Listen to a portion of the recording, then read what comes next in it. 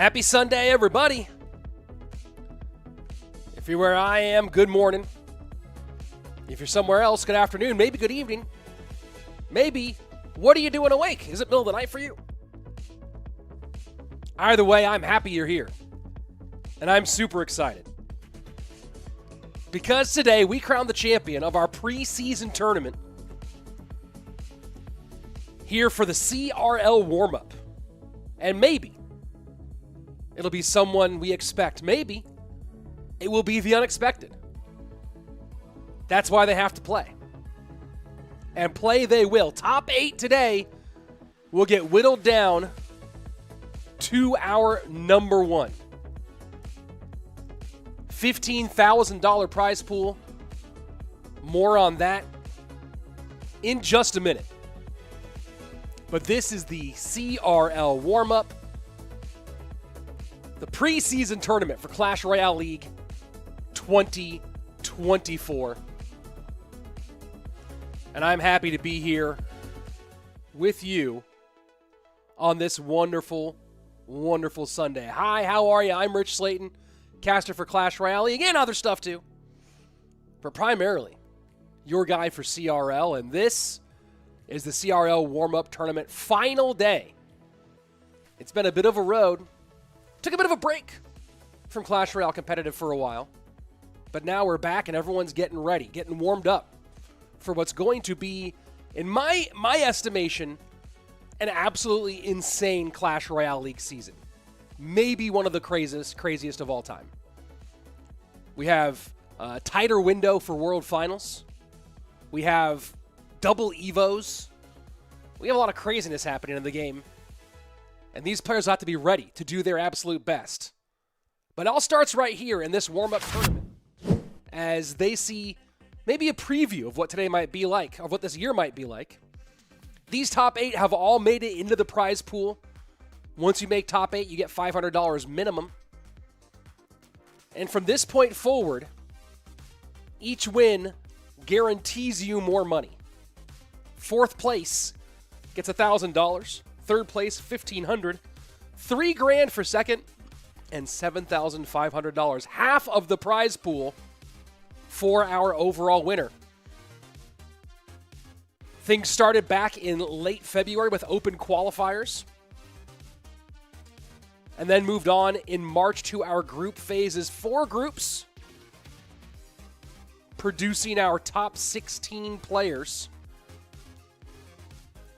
And it's been a 3-day double elimination bracket event, culminating today in the grand final.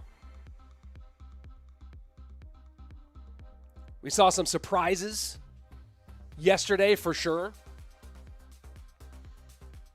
The road's been fun for these guys. Vitor started off beating Coco, and then a great battle with Clown, a.k.a. Kickash, to make it to his semifinals. Droy with 2 monsters he took down, and Ian and Morton on his route to our winner's bracket semifinals. And then look at the right-hand side. Last year's number 2 at Worlds, breakout star Pedro, up against the Pharaoh himself, the 2022 world champion, Mohamed Light, who is looking to have yet another banner year. Let's go ahead and jump into our first match of the day in the lower bracket, which we didn't get a chance to see, but this is an elimination match between Wallace and Ta. Let's go.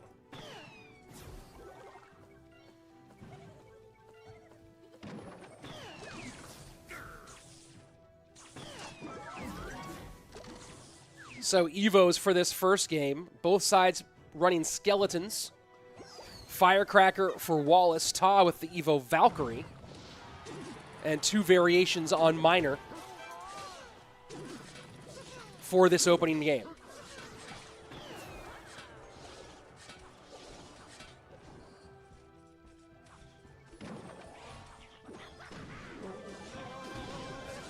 I think one of the most interesting stories for me deck-wise as we come into this 2024 campaign is the return of Golden Knight.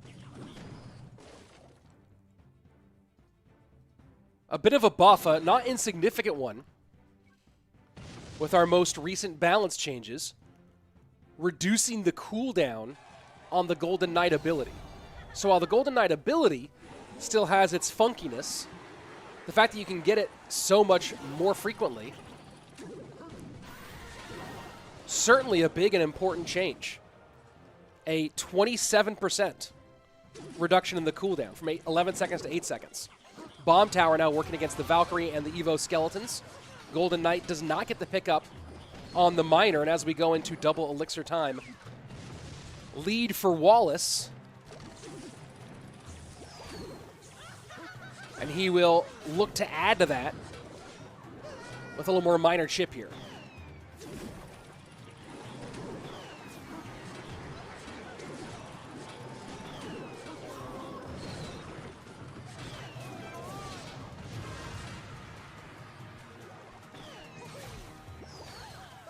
And the Firecracker cycle for Wallace right now is really starting to pick up, but Ta has taken the lead back, 2047 to 2170. Miners staying on the outside here, given that he sees the Golden Knight. Ta expecting a tornado and not quite willing to vary a location yet.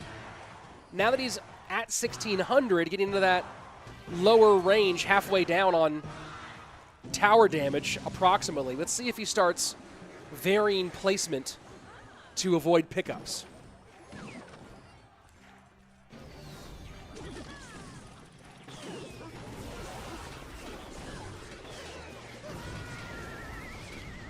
And now Ta sees NATO played. Will he try to cycle back quickly and get a Miner there before the NATO can get back out again? I don't think he can get there in time. It's a cheap little Miner Fire Spirit pull.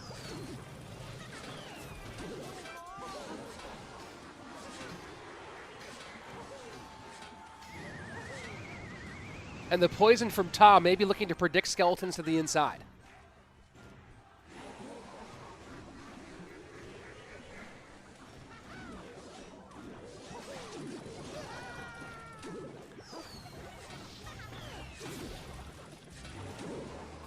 And Miner does finally vary position. Easy choice there for Wallace to activate King Tower. Lead will inch over to Ta here. Keep in mind, Wallace does have a champion. Ta does not. So when you're talking about those Miner poison cycles late game, Wallace, if he can keep the Golden Knight on the board, can certainly cycle those a bit faster. But that is a big question of if. Golden Knight goes to the outside, Miner goes to the inside, and Ta is a good couple cycles ahead. Wallace needs to really push the pace right now. And he's just not quite able to get into a 3-card cycle situation. Miner goes right to the front, 380 to 365. Time ticking away here. Miner on, the NATO to help. I think this is going to be Wallace, and it is 77 HP. Wallace takes game number 1.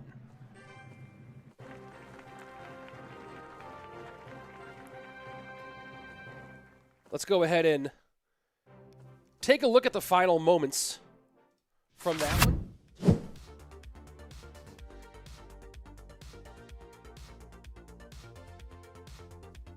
You see Wallace did fall behind right around here.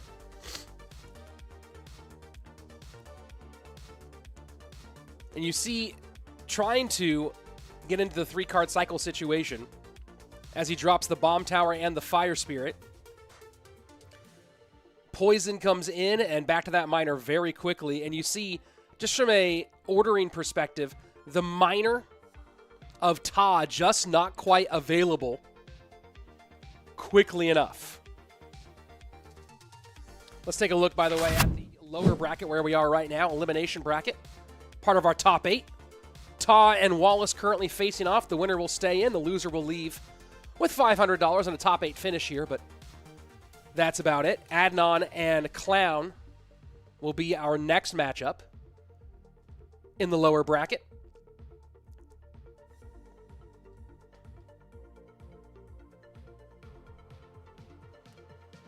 And then, of course, the winners of these two matches will await the losers from our upper bracket semifinals. take one more look at that replay here. And again, you see the inside. When that inside minor hit, it really felt like Ta had maybe sewn this one up.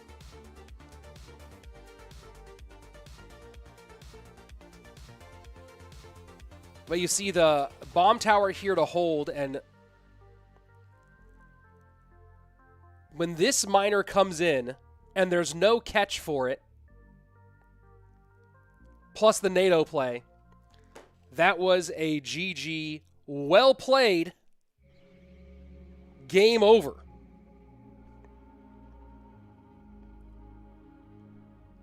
So game number 2 on its way. Remember, folks, this is in duel mode. So these players are not allowed to repeat cards from game to game. I see Siam asking, are you watching chat? Yes, I am. I am watching the chat. We're a little more dialed in today. It is finals day, so a little bit less chatty than normal. But don't you worry, I'll be here and I'll be checking in on occasion. Just waiting for our game number 2 to pop up here in a second. ERJRJJ says, wait, how to spectate? If you have them on your friends list. Here we go. Game number 2.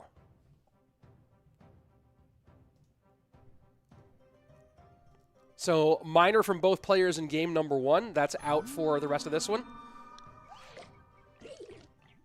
Will we see Drill? Will we see Royal Giant?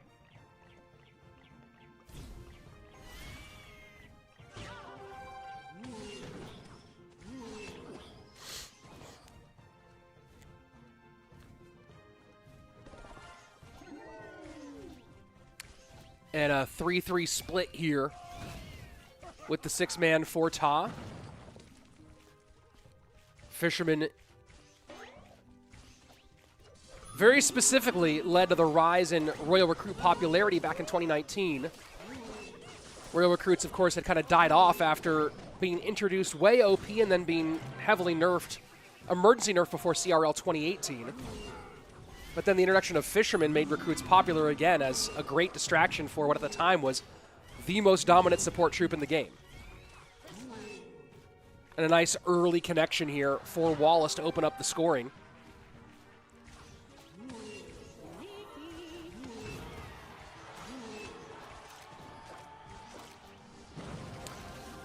And that's a nice bit of fireball out of Ta, and the defensive rage required. Damage done. Pikachu in the chat saying, am I late? Only one game late. And now into the evolved recruits is Ta. 2 splash options here for Wallace in the Bomber, whether Classic or Evo form. And with the Fisherman out of cycle, just directly in with the Royal Giant goes Ta. Wallace opting to tower trade here and try to just push hard the opposite direction. He does need to put a little something on that Royal Giant, though. I think his calculations might be a bit off. Going to pull the Royal Giant up high. No predictive distraction out of his opponent. But that's a ton of damage to the King Tower. This is probably already game over here in favor of Ta. The Recruits here, a smart pick. Anticipating RG Fishboy deck.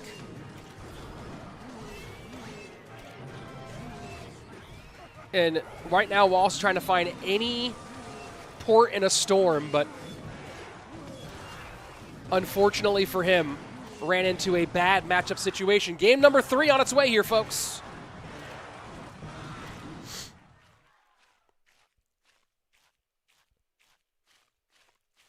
As Ta made a great pick here. I see a lot of you joining in from inside the Clash Royale app. Welcome. This is the CRL Warmup Tournament, a preseason tournament before we jump into our Clash Royale League season. We are into our top 8 for this $15,000 prize pool, with first place taking home $7,500. All 8 you see here have made it through the competition already to get to the $500 initial lowest prize in. Tossy Plastic Disc Golf in the chat. Oh, hold on. I'll go ahead and grab you here in a second here. Format started in February with open qualifiers, 2 weekends of group phase, group play, and now we are into our double elimination bracket here at the end. Hi, everybody. I'm Rich Slaton from Clash Royale League. If you're just joining us, this is the last day of this tournament, our big preseason warm-up for CRL. Tossing Plastic Disc Golf. Back at it, we see. Yes, sir. Back at it and back in it. And excited because this has been a fun warm-up, not just for the players, but for me to get back and ready for our CRL season. Harshit asking, did Mo play yet? No, Mohamed Light has not played yet today. We will see him in a little bit when we get into our upper bracket semifinals. Rich, are there badges? There are plenty of badges in the game, but nothing attached to this one. So there you go. Let's see. They are so good, says Stuff Schmuff. Yep. Morton is out. Yes, Morton eliminated yesterday. You can actually see here. Let me go ahead and show you on the lower bracket. Yesterday, Morton dropped into the lower bracket and faced Adnan, where he ended up losing in a really close fight, back and forth. But it was Morton coming in on top. Let's go ahead and jump into game number 3, elimination match here between Wallace and Ta.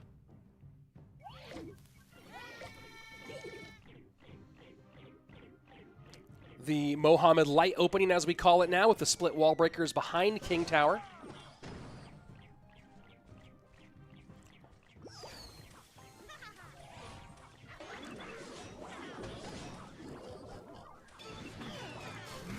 And this is nice. Poison and Fireball both out for Ta. So Wallace picking Mother Witch here, knowing that there isn't a phenomenal, easy spell counter on his side of the board.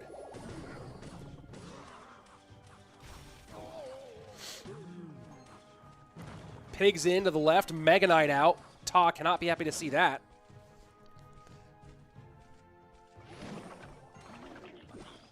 So interesting choice here from Ta. He's running Pigs, but without Fireball. And without Poison, clearly, but how important is that? And the MK tanking for everything here, and you see Ta kind of tilt his head and unhappy with that one as he took a full wall breaker shot, not to mention the skeleton dragons all over that tower, and that could be an early goodbye to Ta here on this Sunday.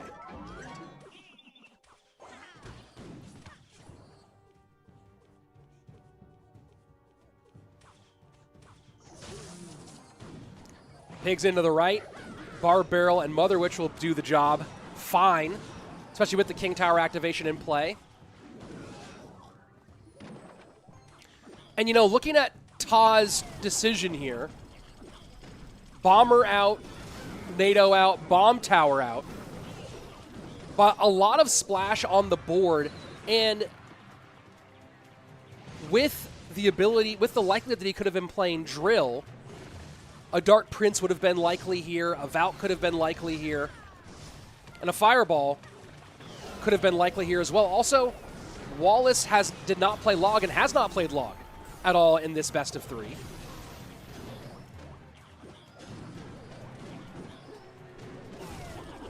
So I don't love the deck pick here from Ta in this third and final game.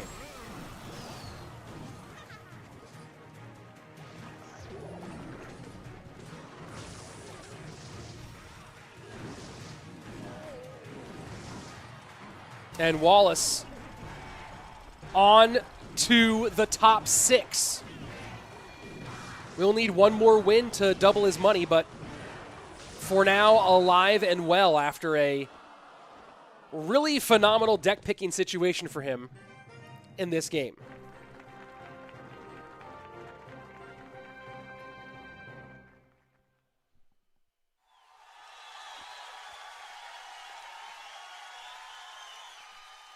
And Wallace continues to have a pretty solid last couple of years, and I see someone in the chat saying 6K viewers.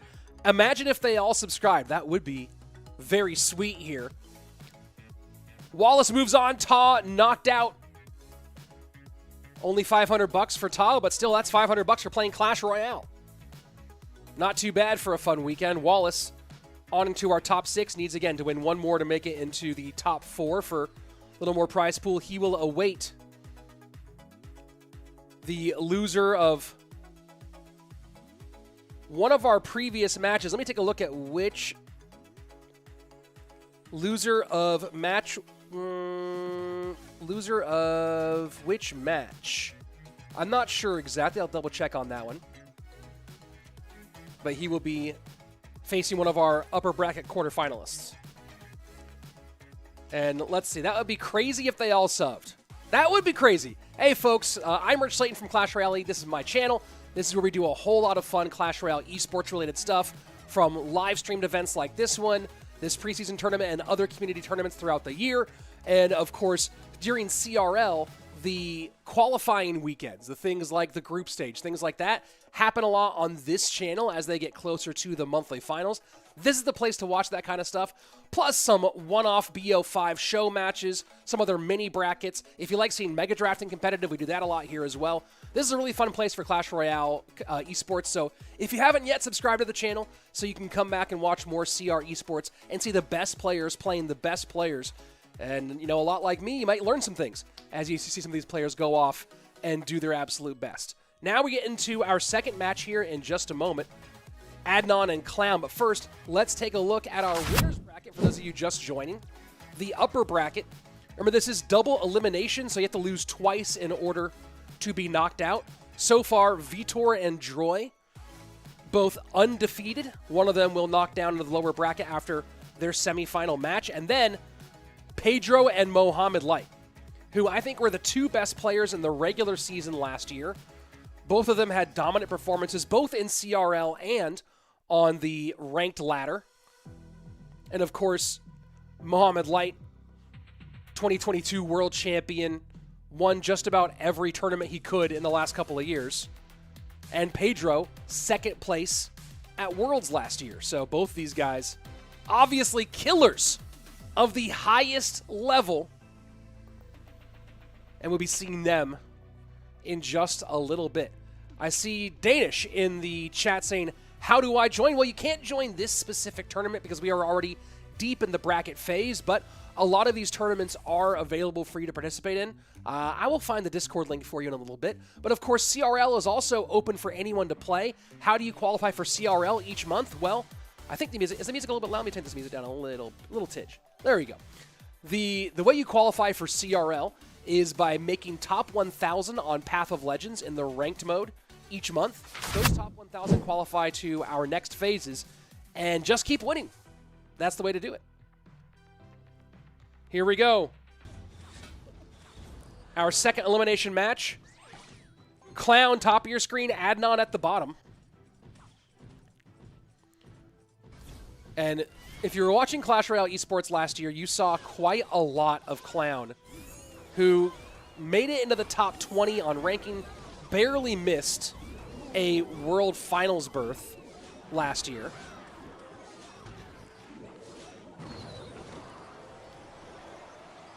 And really another one of the breakout stars of last year. Didn't quite have the season Pedro had, but I expect him to be a real contender in this 2024 season. On the other side of things, you have Adnan, who did not have the same CRL splash that his opponent here had, but had a good 2023 nonetheless, with some good performances in the global tournament and a couple of wins in the global tournament. And most importantly, his crowning achievement was a live event win at the DreamHack Finals in Barcelona in November. So Adnan certainly had a breakout year for himself last year. A lot of some of the new contenders maybe here in this preview warm-up tournament today.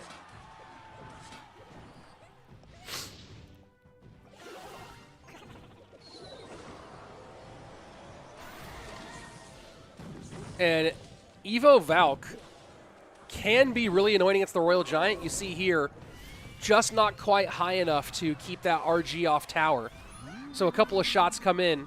Still pretty close between these two right now. It's Adnan with the lead, 22-49 to 24-38. as Clown doubles down, but the Tesla played nice and low. Fisherman not able to get into the distraction game fast enough.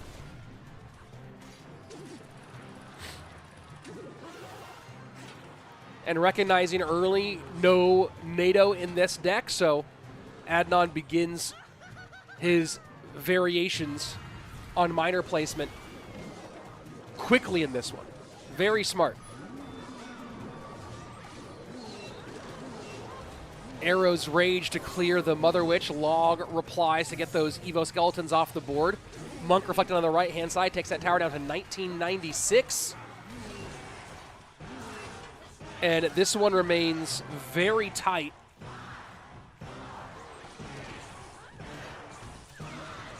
Who gets the big breakthrough here as we go into sudden death overtime?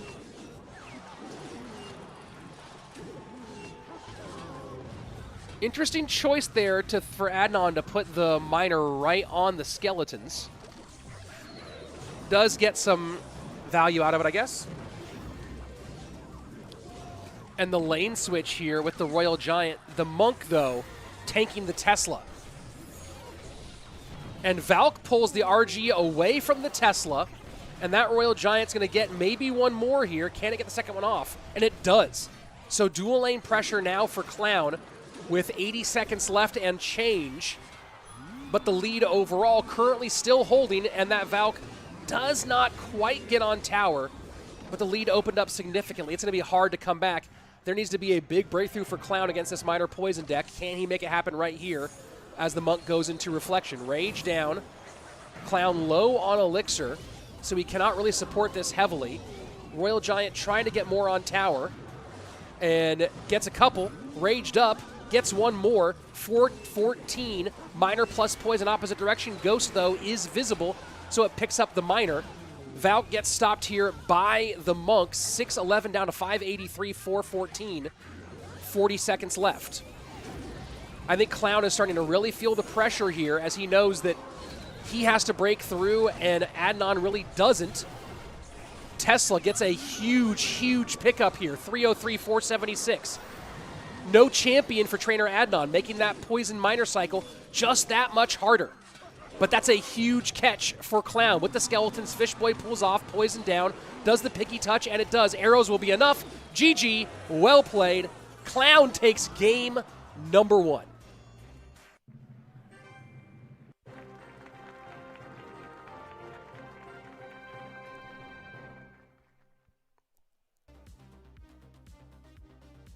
So taking a look at the decks from game number 1.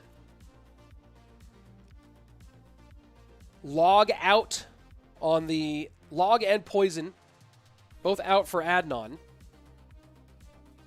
Mother Witch, Tesla as well. Plus the Fire Spirit. Log being out, I don't really know what that's going to open up for Clown here. Maybe he goes... Wouldn't be surprised to see him go with the evolved wall breakers in this situation. NATO is still available for both players, so Hog not as strong right now. And Adnan got a matchup with Miner where he didn't have to play against a Tornado, but didn't get the win here. I suspect that Adnan will run something with Tornado here in game number 2, hedging against a likely Miner deck out of Clown. And then that raises the question of, then, what's Clown going to do here? Drill is certainly a possibility as well. Valk out, but Dark Prince still available for Adnan. Let's see. Momo and Ta played the same matchup. Yesterday, Momo was smiling throughout the game. He basically poison cycled. Hey, why is that not popping up? There we go. He basically poison cycled Ta from the first minute. Yeah, you have to do that sometimes. You have to adapt your methodologies to the matchup you have in front of you.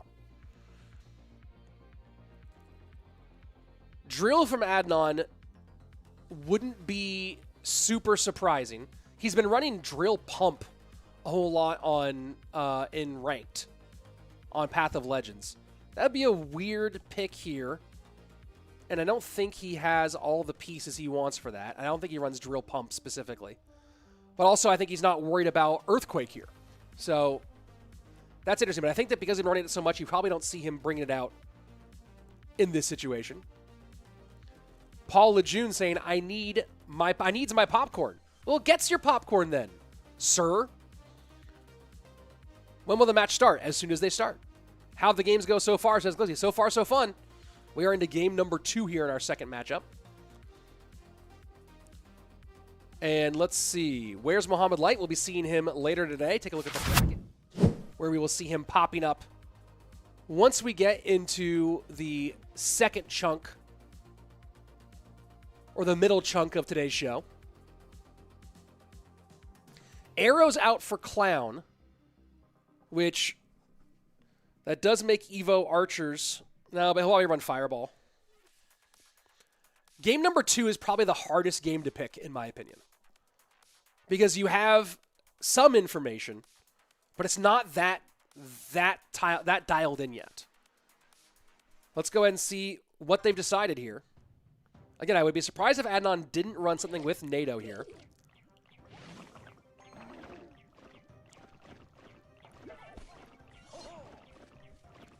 And could be the Breezies here. Looking like Lava for Adnan, which we saw from him yesterday against Morton.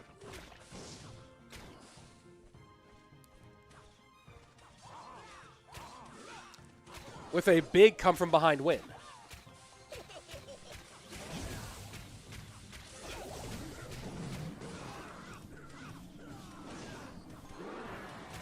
An E-Giant from Clown. And a nice King Tower activation. What an interesting pair of choices here. Adnan once again going to Lavaloon after finding success yesterday. And Adnan and Clown. Nice little force out play there on the right-hand side to split the support away from the Lava Hound.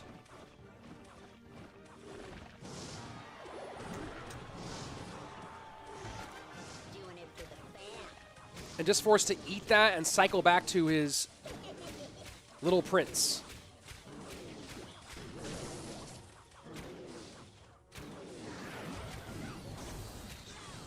And a little E-Giant pickup there on the pups to go right into it. Kurt Hurd with the super chat, $20. Hey there, Brother Rich. Good to see you again. Excited to see what this year brings to all of us. Brings us all with you. Thank you so much, Kurt. You're just being here is enough, but the super chat super appreciated. Thanks for the support. Here we go. Evo Knight is going to get on tower here for a ton of damage. And Adnan checks the camera, but doubles down with a big push. Lava Hound in front.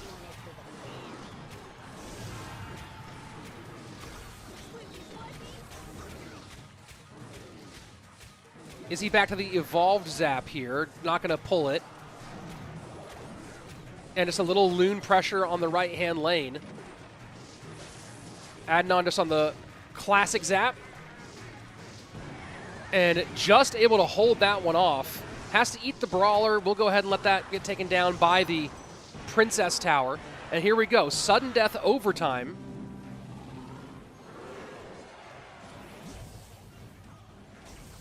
And Clown has just been decimating these Inferno Dragons. He's been using the Electro Giant defensively really well in this competition. And here comes the Evolve Zap. Just destroying that defense, and this could be a huge problem. I don't know if Clown can stop this. No, gets the cage up high. Clown's defense on point today. Does stop the Loon just in time. Needs to pick up the Skeleton Dragons, and he does. Final 80 seconds, 6:59 to 4:27. And the E-Giant right at the bridge. And I think you see Adnan recognizing that he can't win this foot race. Barb Barrel will distract some of those. The Zap trying to stop things. But that is a GG, a well played. And Clown, very happy with the results for this one. And the story of this whole game was the defensive Electro Giants out of Clown. Let's take a look at the winning moment here. And this was we're kind of late on that beautiful defense there that looked like it could go wrong, but the cage did pull back the balloon here. And then at this point, you can see Adnan already. You'll see him kind of make a little face here when he realizes that he just can't win this foot race.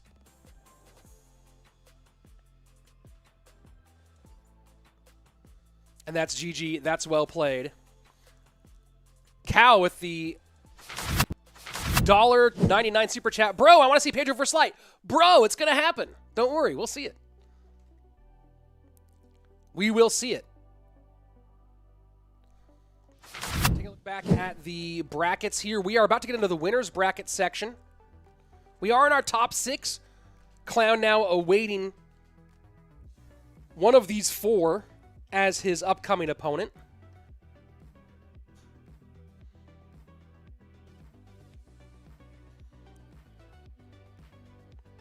We'll see how it goes. Our upper bracket matchups, Vitor versus Droy, and Pedro versus Mohamed Light. What a banger that's going to be. And here we go into our first of those 2 matches. Droy and Vitor.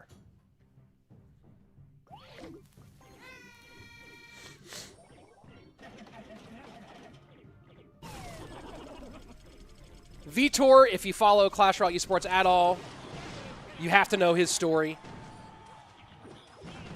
Hey, thank you, Reverse, for the $1. I do appreciate that. I'll put it to good use.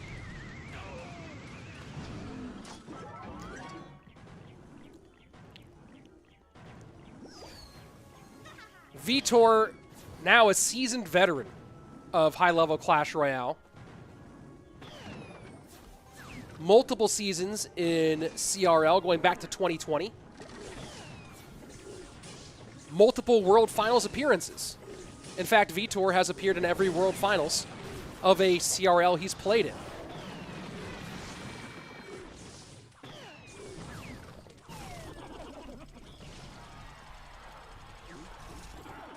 You talk about his best appearance probably would be making top 8 in 2022. Vivek Chalasani saying, I really want a Goblin Barrel evolution. It would be nice if Goblin Barrel was better than Miner for a season. Fascinating, Vivek. And thanks for the support. I really appreciate that. Big pile of rocks comes in one more time. From Droy on the other side, Droy, also known as Mr. Cena, who, if you followed last year pretty closely, did finish top 50 in CRL and had some good success in the league overall and played in a couple of the outside competitions.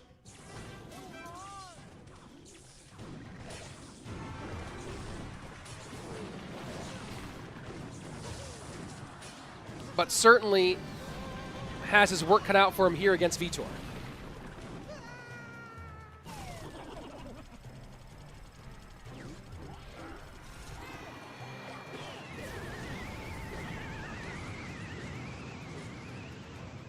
And the attempted pull away from Vitor does fail here, leaving him a little bit behind on Elixir, and he really can't spend too much against that Lumberjack.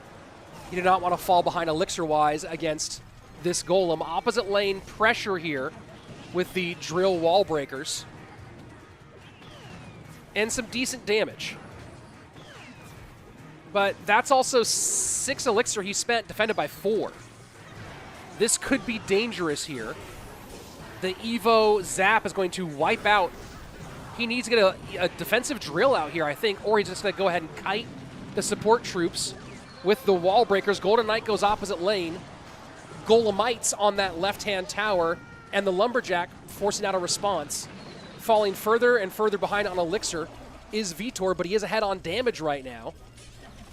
And notice how he keeps on going to the outside spot, knowing that, oh, and the failed NATO for the King Tower activation. That should be enough. And there you go. Vitor will just poison this one out. Doesn't even need it as the Evo Firecracker gets the job done.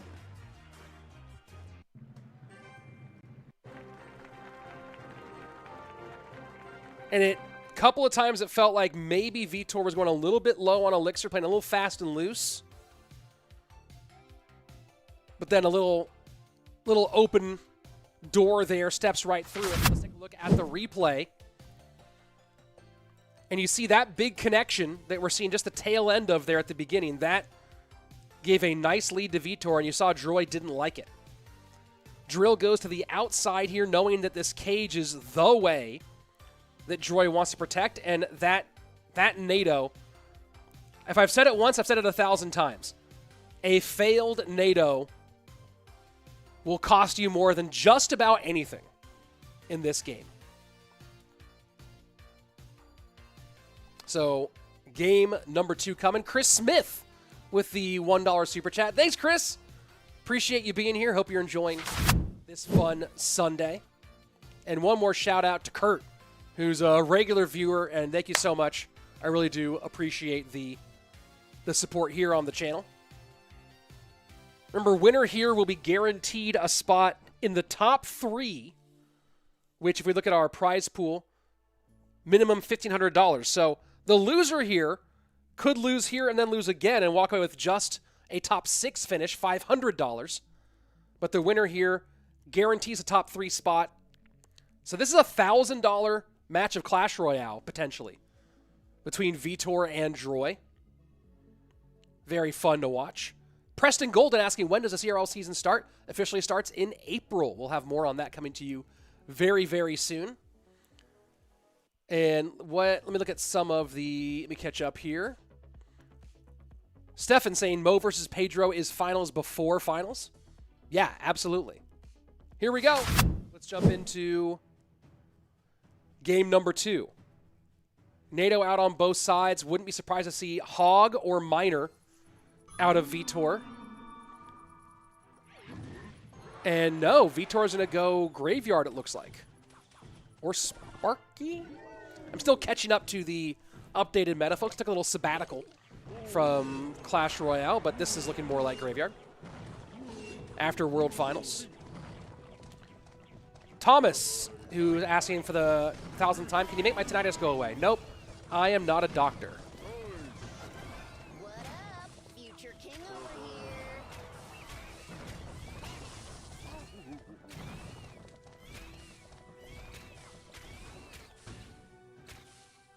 So I'm looking at the cards played here by Droy in game number 1.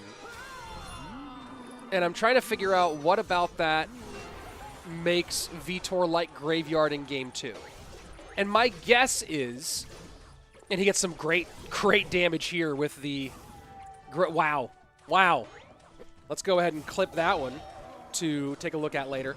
My guess here is that the choice on Graveyard was that, honestly, Graveyard isn't a nice direct counter to what Droy already played, so it was very unpredictable as a pick.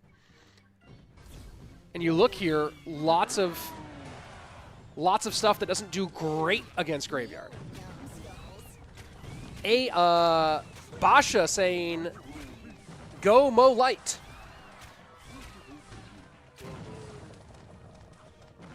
With the 17, not sure what that is. Super chat, thank you very much. And someone was asking about why is the Cannoneer used here? Because Cannoneer is currently not usable inside of the in-game duel mode, which is what they're using during CRL in the monthly qualifiers or monthly finals. So because of that, this is meant to replicate the CRL experience. Hence, Cannoneer not allowed here either.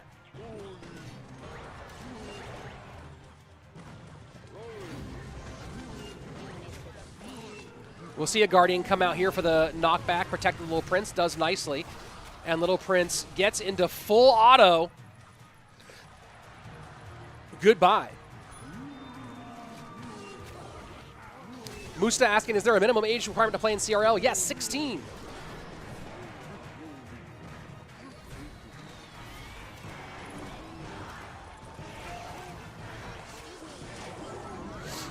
And very happy.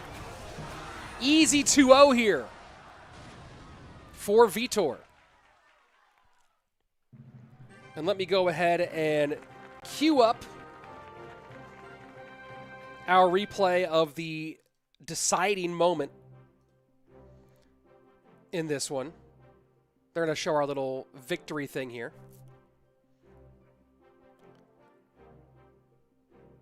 And Baby Dragon is still blue, which is really weird. Congrats, Vitor, who makes it into the top 3. He'll be awaiting either Pedro or Mohamed Light in a minute in our upper bracket final. Take a look at the replay, and this was just devastating. So look at how much more elixirs on the board when they're pretty even in the hole here, as this little prince gets ready to get a push right in front of it. Golden Knight call out, but it's the Guardian tanking for the graveyard. Perfectly timed here by Vitor for devastating results. Absolutely devastating results. And after that, there was no coming back. GG, well played. That's it. Folks, it's a lot of different cool ways to support me here on this channel. We've seen a lot of super chats already, which is great. If you want to donate to the channel, I totally love that. I'm always trying to add new, bigger things to make what we bring to you better. You can, of course, subscribe to this channel so you never miss any of the Clash Royale action we have here. Tons of Clash Royale esports, including both CRL-related content and not CRL-related content, community events, show matches, things like that.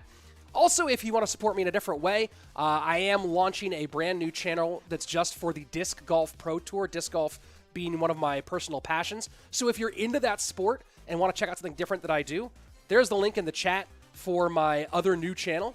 You can go ahead and check that out. I'll tell you guys about it once more later in the show today, but that's my new passion project. It's for fantasy disc golf for the Disc Golf Pro Tour. So that's another way to support me. But please, if you like Clash Royale esports, subscribe to this channel. Make sure you're here all the time because this is a really fun place to keep up on all of what's happening in competitive Clash Royale. And you'll see a lot more of course, the GOAT, Mohamed Light. We've kind of watched the careers of up-and-comers. Vitor and Wallace both kind of started here on this channel in many ways in their semi-pro career. A lot of their early competitions took place here on this channel before they broke into CRL. So you kind of get to see a lot of both the top-level pros and who are the next people to come up in the Clash Royale world. So, yeah, this is the fun place for it. I do see Igor saying, next guy, stop yapping, buddy. I'm not in charge of when the next guy comes up, but when they're ready, don't you worry. We'll see that one.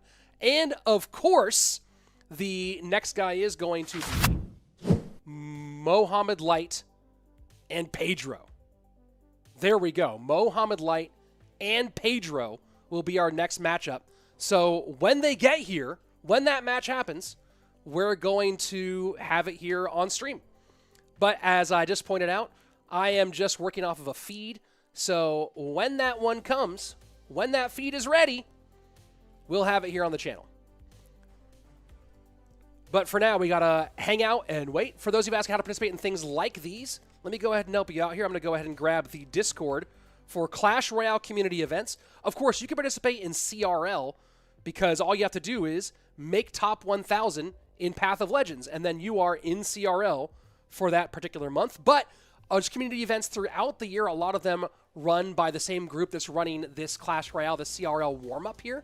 So go ahead, you can join that Discord, and that's how you can participate in some of these community events and always know when the qualifiers are, where the qualifiers are, things like that. But then, of course, the easiest thing, well, not the easiest, but the most direct one is just go ahead and make top 1,000 Path of Legends. Here we go. Pedro, Mohamed Light, best of 3 between two of the best in the business. Let's go.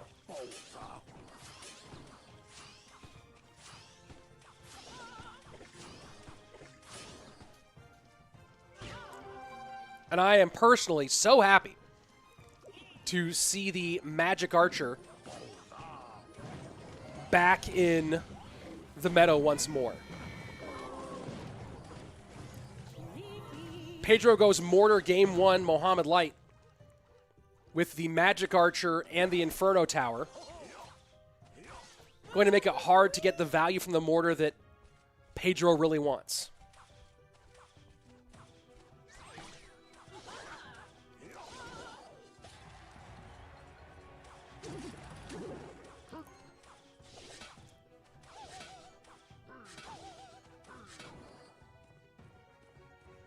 Faye's asking, what is the Discord for the Clash Royale tournaments? Here you go, one more time.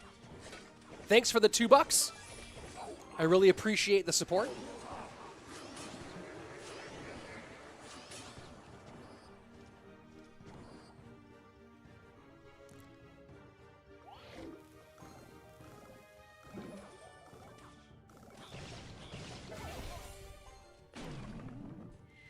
And the Evo wall breakers take care of the front end of that mortar. Evo Knight picks up the back end. Little pressure spear on the left. And look at that timing. That's interesting. I wonder if there is a timing where that Fire Spirit lets 2 goblins get away, or if it can only just get 1.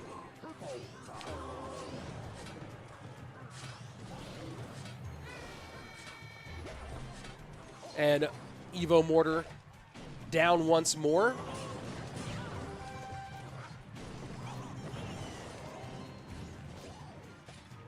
And a low Inferno Tower here to make sure it connects.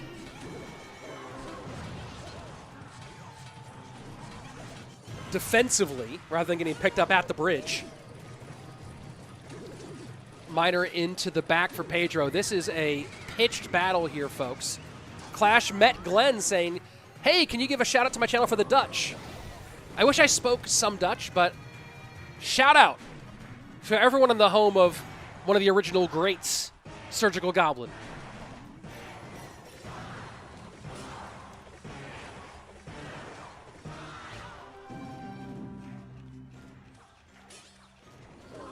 What is Pedro's plan here? And interesting, goes Mortar just a little bit inside to avoid the Inferno Tower. Knight to pick up. Poison value. And Miner should go right to the Magic Archer. It does. Goblins predicting it going to the Inferno Tower. Not the correct prediction here. Pedro starting to pull away a little bit. Wall breakers for pressure, forcing out the log.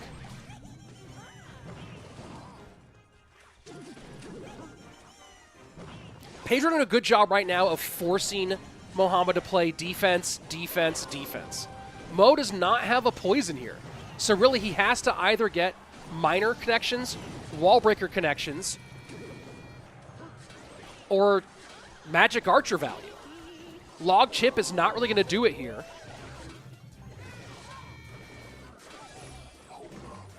So the more that Pedro can force defense out of Mohamed Light and not let that Miner get moving and just defend the wall breakers cheaply, the better chance you're going to see out of Pedro here. Now, a chance to get on offense. Doesn't get much from it, but the lead is still there. Magic Archer does get the lineup, plus the Goblins on the left-hand side.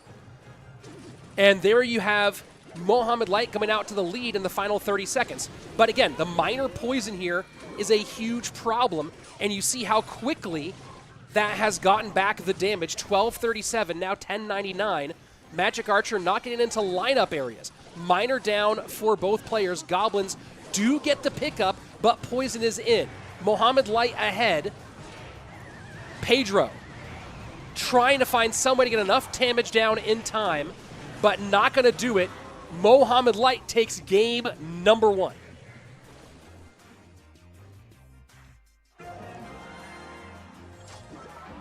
Yay, it's Andrew saying Mo's playing this one handicapped, so he has better decks in games 2 and 3. I mean, the deck choice for Mohamed Light in that one, when you talk about putting stuff on the bench, was really interesting. Taking a look at that deck, Miner Wall Breakers, no big spell. Miner Wall Breakers, NATO Log.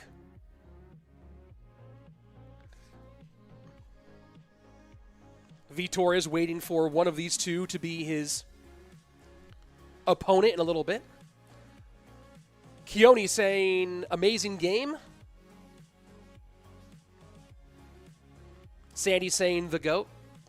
Yeah, Mo's pretty good at this game. You should consider a professional career.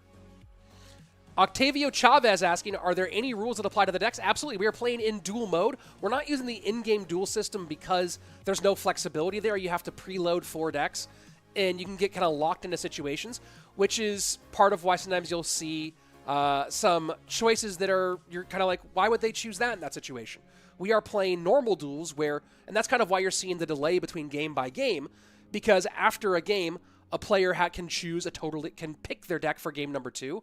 They just can't use the cards from previous decks. So for Mohamed Light, Log is out, NATO is out, Inferno Tower is out, all those sort of things. Mine are out on both sides here, NATO being out for Mohamed Light. Now, traditionally, if you go back to kind of the original thought process of a dual mode matchup, once NATO is out for a player, 2 cards that get a big buff are Miner and Miner and Hog Rider. Obviously, Miner not available for Pedro, so now the most obvious choice for him is the Hog Rider. But my suspicion here is that Pedro's not going to go Hog here in game number 2 because that's the obvious choice.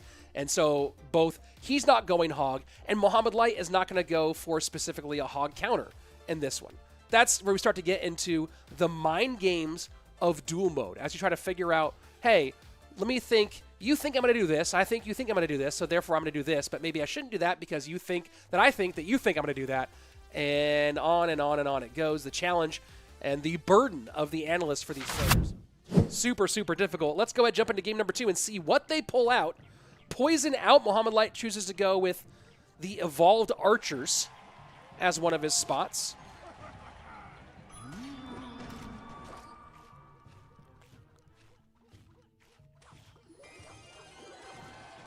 And don't think we're seeing Hog here out of Pedro.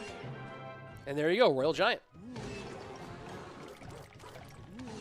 And not seen much these days, the Skeleton King.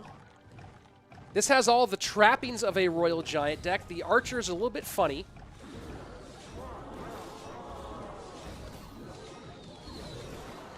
But a very similar deck to this one with the Fisherman, Skeleton King, Tombstone, and Mother Witch was one of the most used decks last year.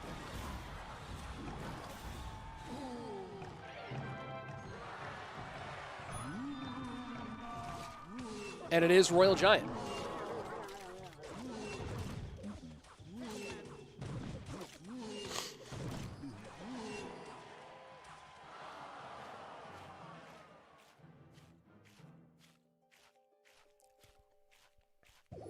This is game 2 here. Mohamed Light won the first game. They haven't updated that on the overlay yet.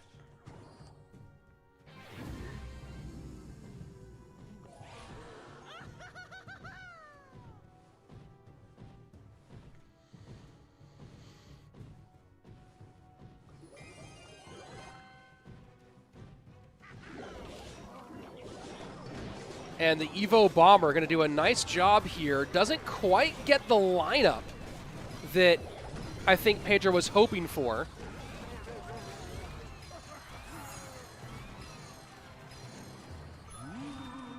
But now Pedro pressuring, courtesy of the reflection.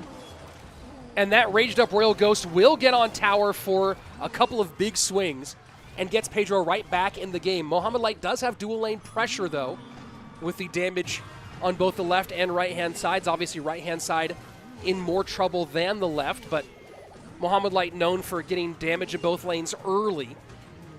One of the things players talk about is that Mohamed Light doesn't really get locked into a lane the way other players often will, and does a lot of effort to make sure that you're looking at both sides as early as he can.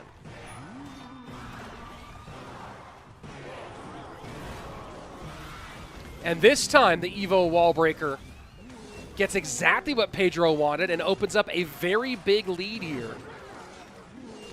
A lot of pros saying the Evo Wallbreaker is deserving of a nerf. And you can see why they say it right there with the insane damage that lineup got.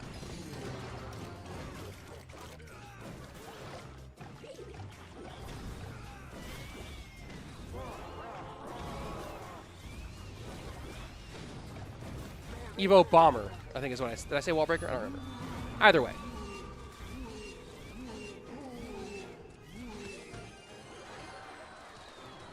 458. And, oh, and the piggy lines up for the bomber. Disaster for Mohamed Light. He saw him try to pick up the bomber with the Skeleton King at the bridge. But the piggy lines it up, and you see the monk doing some knockback on the Royal Giant, and Mohamed Light with a little sigh there, knowing that that's game over. You saw him try to pick up. Let's see if I was able to grab that replay in time. You saw Mohamed try to pick up the evolved bomber at the bridge, but a piggy ran into the lane and messed up that plan here. I can't tell if this is before or after that. Here you go. This is actually it. So you're going to see the Skeleton King tries to pick up. Man, that's such a key play there. Let's back it up one more time. Arrows come down. Mother Witch is going to come down to work against the Royal Ghost, and then evolve bomber high. Skeleton King almost distracts it, but the piggy runs right across the top and gets a huge amount of damage. And I'm not saying Mohamed Light would have won that one, but definitely a different scenario when you're under 300 damage versus when you're over 500 damage. And that was just the shutdown right there. Nicely capitalized by Pedro. And we are one game away from figuring out who our other winners bracket finalists is. Remember, this is not an elimination game between these two. This is a double elimination bracket. The loser will drop down into the elimination bracket and have a chance to fight their way back into the grand final.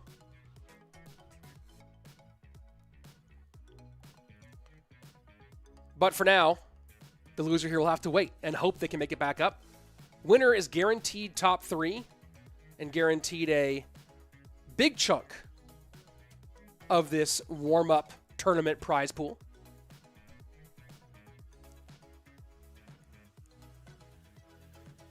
So let's talk about the decks they played here. Big Tuna saying, you guys should subscribe. Best channel ever. Thank you so much. I really appreciate that. So thinking about the decks here, game number 1, minor on both sides, log out on both sides. NATO still available for Pedro. NATO unavailable for Mohamed Light here. Mohamed Light has used both Tombstone and the Inferno Tower. Tons of buildings. Mortar the only one out here on Pedro's side. The Dark Prince and the Royal Ghost both still available for Mohamed Light, and the Valkyrie as well. So I don't think we see drill here from Pedro. There are too many drill counters available for Mohamed Light still available. So I don't think we're going to see drill out of Pedro here in this next game. Probably going to see poison from Mohamed Light. We could actually, with Valk and Ghost both out, we could see drill from Mohamed Light, but I think he prefers to run drill wall breakers. So, I don't know. We will see. Zodin saying, hi, Rich, what's up? What's up, Zodin? How are you?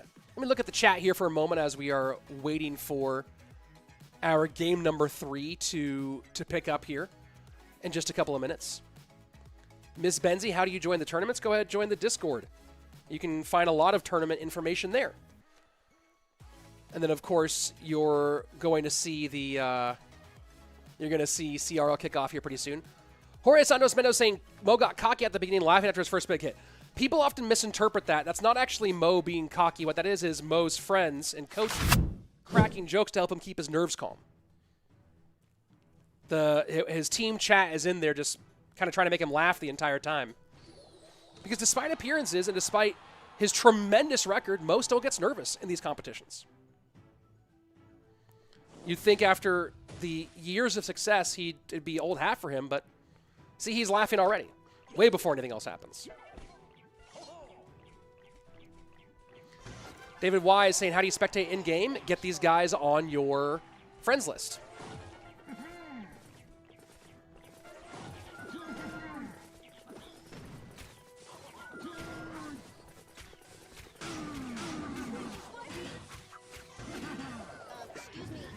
And so, yes, you see Muhammad Light running Dark Prince here in anticipation of Drill as a possibility.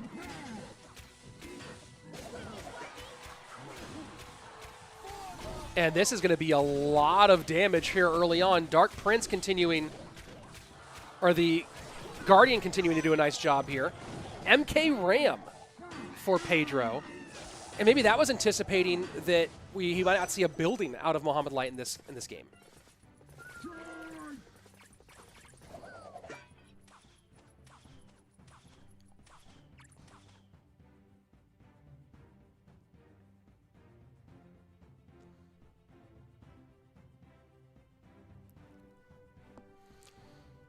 So big chunk here for Muhammad Light early. 1387 to 2381.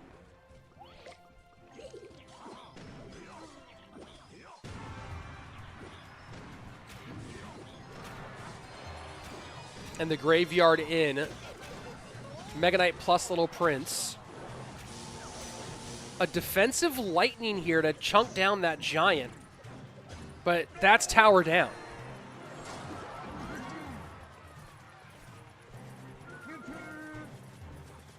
And Pedro just kind of in a funky position here. Goes in heavy on the right-hand side. Guardian will come out to get a little bit more defense on the left.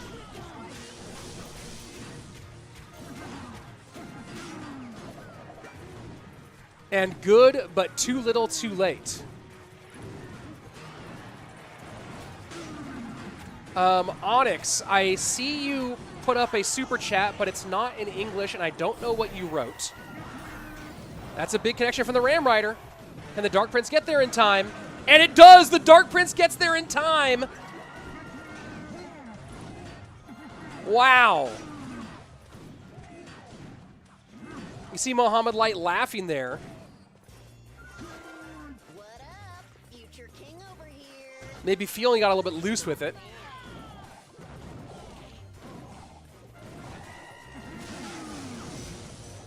And a connection again from the Ram Rider.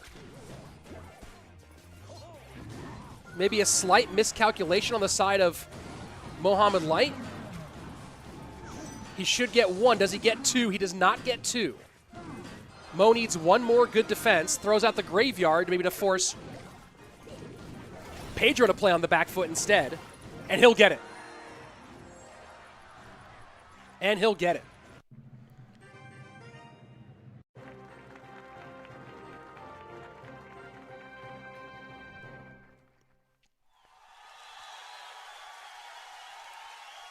And I did see the super chat from Onyx.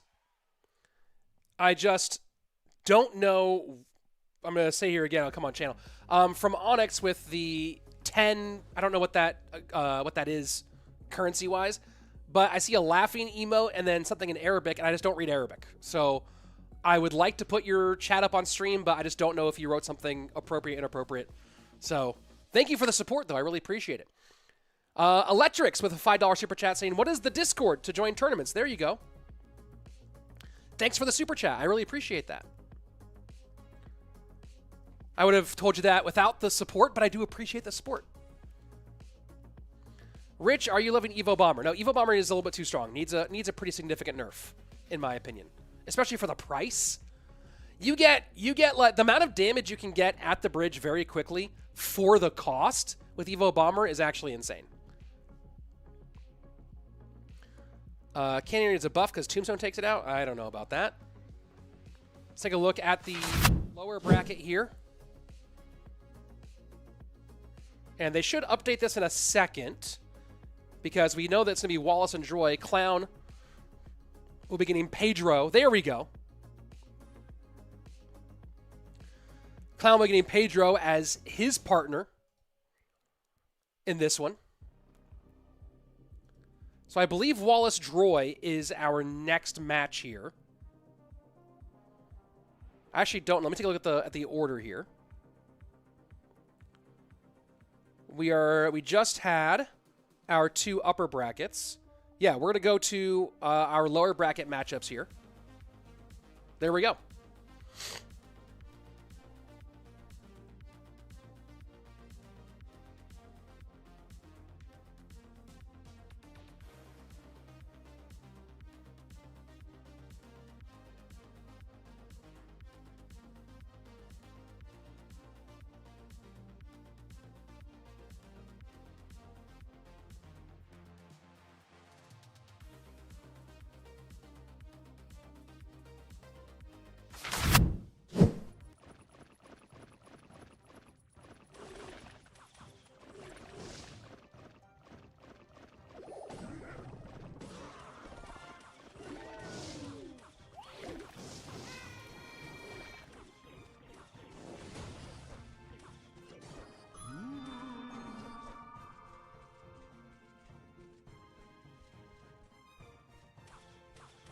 Oh, I'm muted. Yep, I was muted. Sorry, I pushed my mic to, you know, I have a cough button here.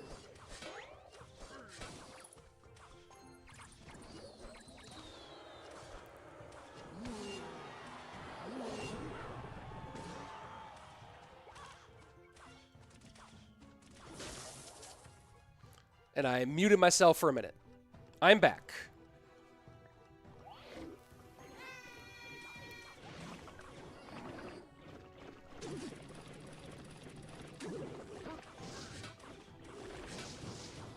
And Droid just opts to eat that one. The best super chat of all time. Nove saying, for almost $3 Canadian, you're muted. My favorite super chat of all time. Goated super chat. That gets put up twice.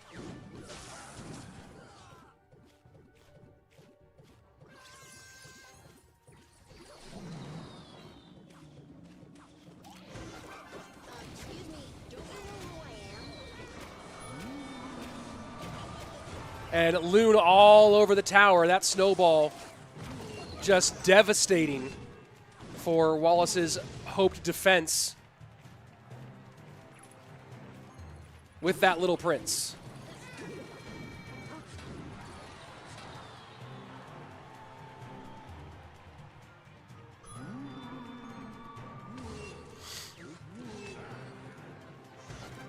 What up? Future king over here.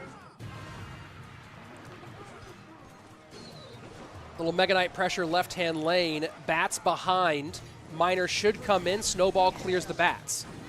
Wall breakers down. Arrows come out. And Wallace has not figured out yet how to get the spells into a funky position.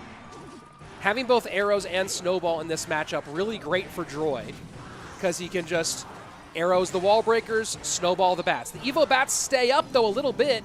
Will they stop the Loon from connecting with the raged up? And they'll get death damage. Arrows, that will be enough. GG, well played. Droid takes game number 1.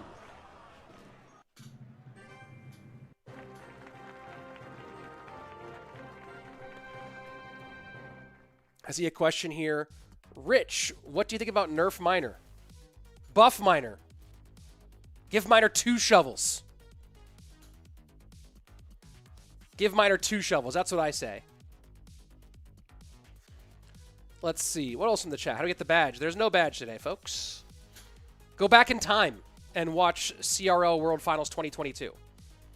I don't know if you have like a flux capacitor or you have a TARDIS or just like a weird portal. But yeah, you got to go back in time. If you can do that, like if you do go back in time, can you tell me to buy Bitcoin when it was $800 when I decided it was too expensive? Because that's a choice that I regret. So if you go back in time, just hit me up. You can. It's the same Twitter, right? Hit me up and say, "Hey, Rich, $800 is a great price, so buy it then." Because my word, that would have been nice. Go. Let's see. 2 shovels ain't enough. Yeah, give him Miner Evo. His hands. He sprouts shovels from every finger. He just. That's the Miner Evo. There we go. What's the Discord? It says Electrics. Here you go one more time. There's that Discord to join in. Wallace has changed so much from the arrogant version to this new humble version.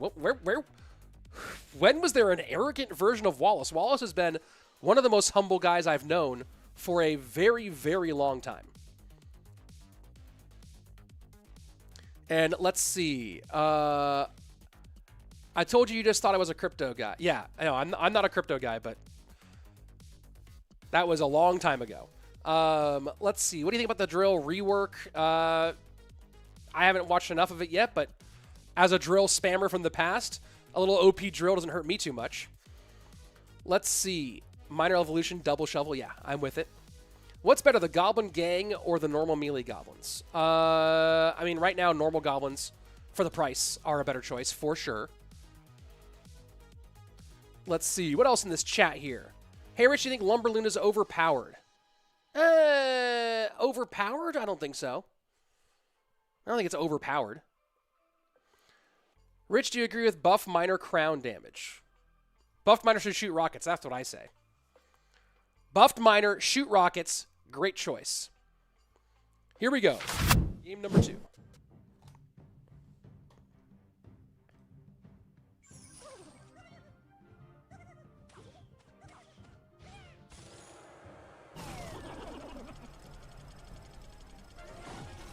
Rich, do you ever want to come to India? Yeah, are you flying me out?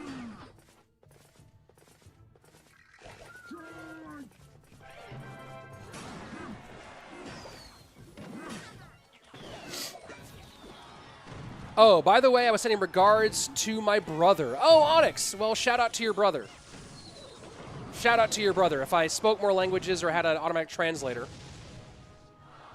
that I would have noticed that. I don't know what that super chat means, so I'm not putting it on the channel, folks.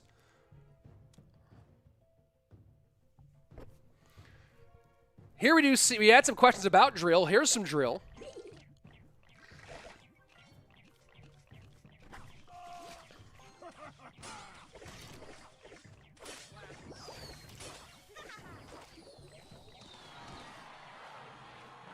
That I don't know what that super chat.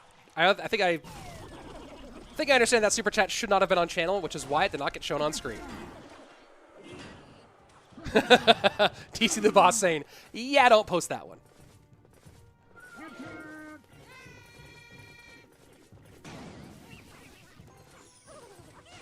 Little Dark Prince kiting out of Droy.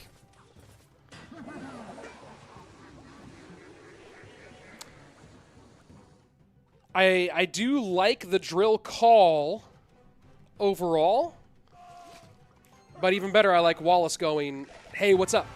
I got the Dark Prince." And you know, you'll see over the course of a single tournament or even a single day, you'll see kind of the meta shift. We didn't see much Dark Prince earlier in the day, but now these last 2 matches, see him popping up. People go, "Hey, yeah, drill, Dark Prince." Those things should coexist.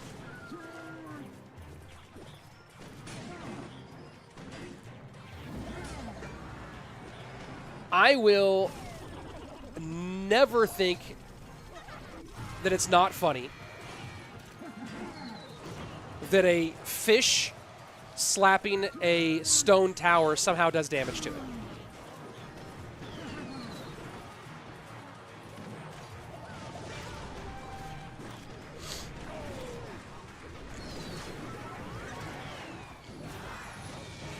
RG in for a couple of shots here.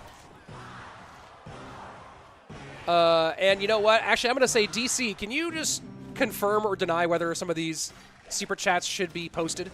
The one from Tyler Podgers, I don't know if that's just a random player reference or if it's some other weird thing I shouldn't post on screen.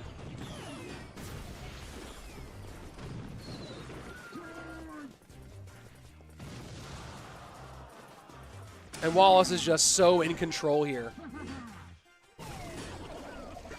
And Resto Diaz saying getting slapped by a fish hurts. I agree. Totally. I totally think it's fine that a fish hitting like a knight or a goblin in the face would hurt. But a fish hitting a stone tower causing damage is still hilarious to me.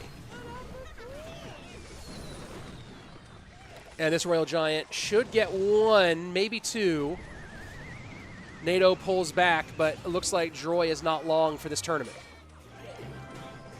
Ocean saying, why is RG popular again? RG's popularity never stopped. RG has been consistently popular throughout competitive. Muhammad saying, big fan of yours. Greetings from Germany. Thank you.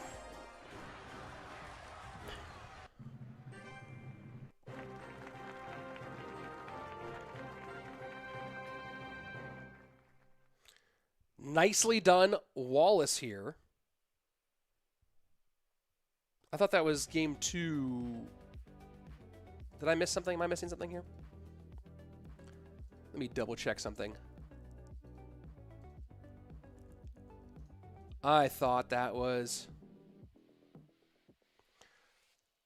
Not sure about Tyler. Says he's comfortable with duck figure. Better safe than sorry. All right, I will say better safe than sorry. I don't know why I put that one up there. I think for even most people choose RG. Yeah, but that doesn't explain why it's incompetitive. It's just been incompetitive for so long. What is going on with this pop-up? Let's see. All right, all tied up. Game number 3 coming. Game number 1, Lumberloon taking the win for Droy. Game number 2, Royal Giant on top for Wallace. Droy has used Snowball, Arrows, NATO, and Poison.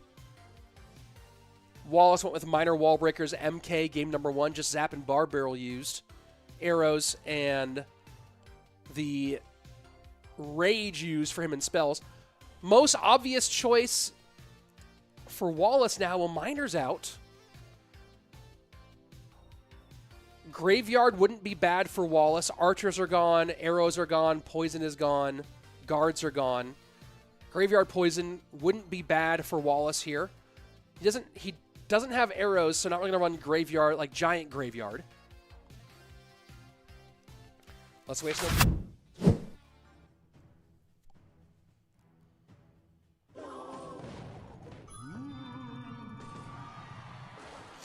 James, I think I got the exact same glasses. Cool! People know I like my gooders. Neil numbskulls.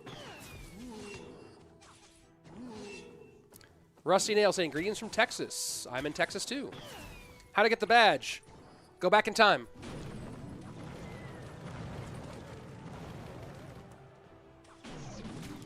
Devlop. I thought Mo tie. What happened to the third game, please? Well, Mo won it.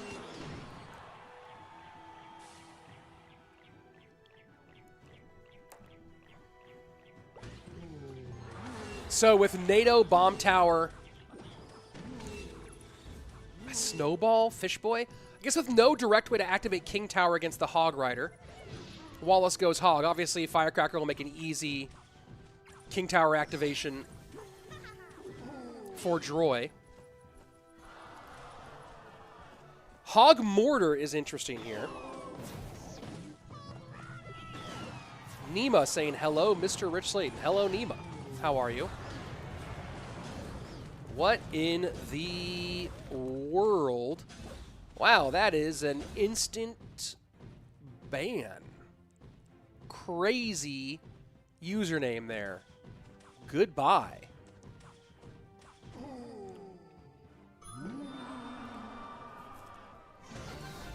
Excuse me. Evo Firecracker looking for the burn here. Layla with another also hilarious super chat. Oh man, I'll be right back about the queue a chest. Well, good luck, Layla. Go get it done. See you soon. So Hog from both players. Hog MK. Weird choice here from Droy.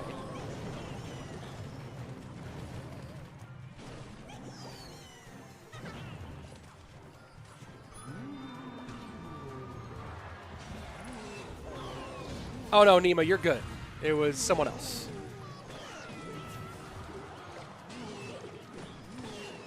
Hog's in on both lanes. Mortar just barely turns things around, but the EQ MK gets it off the board. That Hog's going to do a lot of damage here for Droy. Wallace not happy about it. GG, well played. And that's going to be Droy. I don't think this Hog can get there. Nope. Guardian does its job. Wallace goes out in the top 6. Droy, Mr. Cena, into the top 4. Let's go.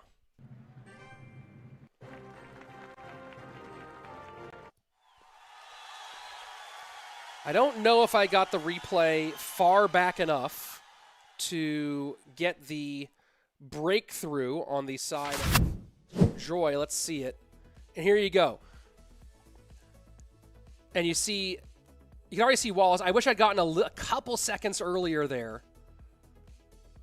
But there you go. When all that gets on your tower, that's going to be game over. Droy moves through to our top 4 here. Actually, our top 3. No, top 4. Top 4. He'll await the winner of Clown and Pedro coming up here in just a second. Top 4 soon.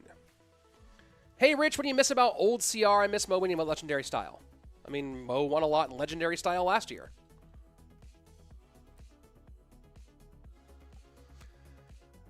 So there you have it. Was there Moogie in this? This is a CRL warm-up tournament. Moogie does not usually play in the community events. He usually only plays in official CRL stuff. And then some local stuff in Japan. This guy asking, why does no one use Expo? Card is so effective. It's really effective against more mid-ladder, not as experienced players. Against players of this caliber, Expo is usually pretty well shut down. Can I get a 2024 badge? Well, I don't know if there's going to be one. Joker saying, what is this for? For $15,000 and to get ready for CRL.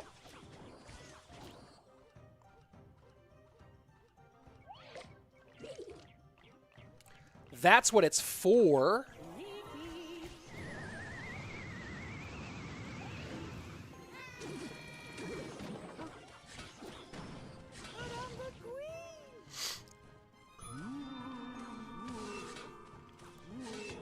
So wall breakers both sides. Pedro going minor, wall breakers bomber. Clown with the minions, who are kited nicely away by the wall breakers of Pedro.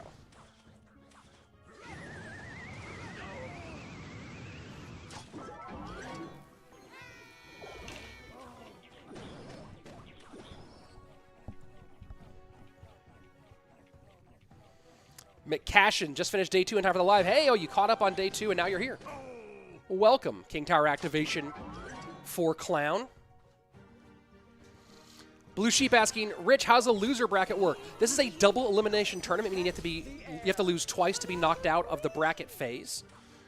So everyone starts off in the upper bracket, and then if you lose, you go down to the lower bracket. And if you lose in the lower bracket, then you are out. The winner of the lower bracket will face the winner of the upper bracket. And the winner of the upper bracket will have to be defeated twice for the lower bracket player to get the win, because again, you have to lose twice to be knocked out of the tournament. Ooh, that's a cheeky minor here with that kite. That was I liked that minor from Pedro with the kite, knowing he was going to force out some extra from Clown. Evolved wall breakers go to the right-hand side. Bomb tower plus bomber. The response. Future king over here. Rhino Craft saying, hey, Rich, do you prefer cats or dogs? Generally dogs, just because cat smell is kind of eh.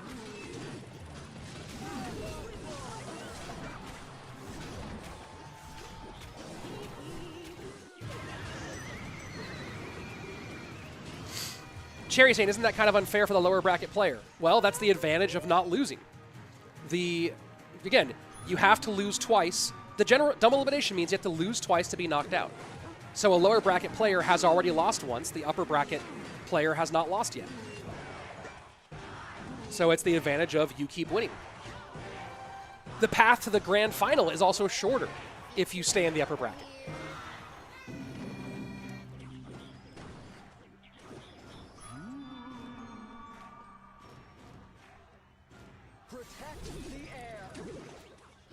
Minor to pick up the Archer Queen at the bridge. Dark Prince to play double, both working on the minor and making sure the Archer Queen doesn't escape and get on tower. And split wall breakers in the back. Interesting choice at this stage in the game.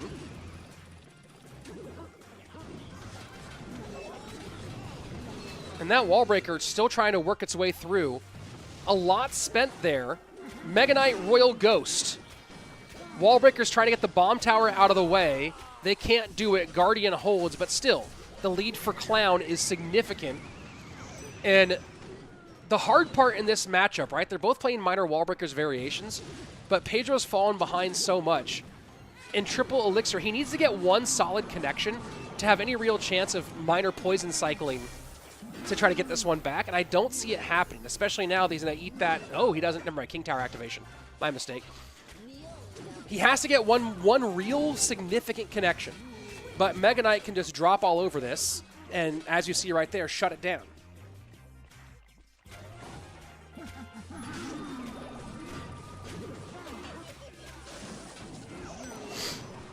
Moises Villatoro saying, what happens if a player starts to lag? Do they play over? You are in the online competitions, you are responsible for your own connection. So there are no replays for lag or things like that. All right, GG, game number 1 going to Clown. When we're playing in a LAN event, the connection is the responsibility of the tournament organizers, so that's why you might see a replay if there were a lag issue. But when you're playing at home, you're responsible for your connection. So there are no replays for lag when playing at home. A little update there on the prize pool. Remember, winner will be top 4 here. We'll go from $500 to $1,000. Loser will finish top 6 in this competition with a $500 payout. This tournament, like many of them, began with open qualifiers. Discord link in the chat right now. You can join that Discord to find out about future open qualifiers for community events such as this one. Those players moved on to our group phase earlier this month, and then here we are in the double elimination bracket stage for this one. If you can, pin the Discord message. Yeah, there you go. I'll pin that. Good call. Smart call there, feller. Rider Hog saying, Rich, is having the 7 years play badge only being Arena 18 bad? I don't know. It's up to you. Bad is a state of mind. You know what I mean? Why is Drill getting buffed? It's already strong now. Is it getting buffed again? I thought it was already buffed. Mo, biggest enemy in the game. Clown, maybe. Rich, you ever seen someone lag out of the game? Yeah, for sure I've seen it happen. I've cast hundreds, maybe thousands of matches of games of CRL. Definitely games and maybe matches at this point. So yeah, I've definitely seen it happen. How don't I get in these tourneys? Well, the Discord is pinned. You can go ahead and join there to get in tournaments like this one. And of course, CRL is kicking off very soon. And to get into CRL, all you got to do, make top 1,000 Path of Legends, and then you move on through the phases. Has there been a match where neither side used Little Prince? I don't know yet. Little Prince is an interesting problem in this game because you get, for just 3 elixir, you get 3 card cycle. And that's just so eminently valuable. Infinitely valuable. Rich, what's your main deck? I don't really main anything. I bounce around a lot. Numbskulls.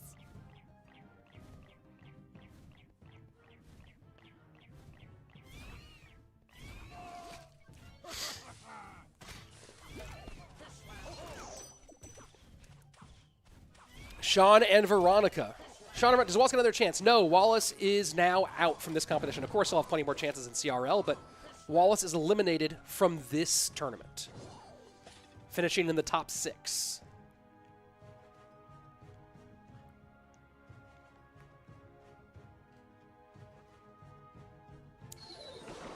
So a little slow start here after some chippy exchanges.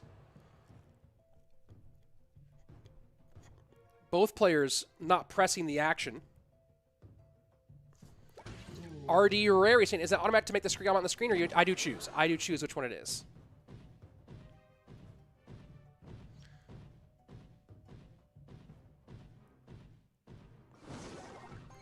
Rich, drink some water, man. Remember, everyone remember to drink water. Good point. I just took 2 gulps. Thank you, Snowful. RG goes left, E-Giant goes right. Baby Dragon behind the E-Giant. And the Skellies do get taken out. But the Royal Giant, oh boy, look at, now that the E-Giant's tanking, this is going to be a full tower trade.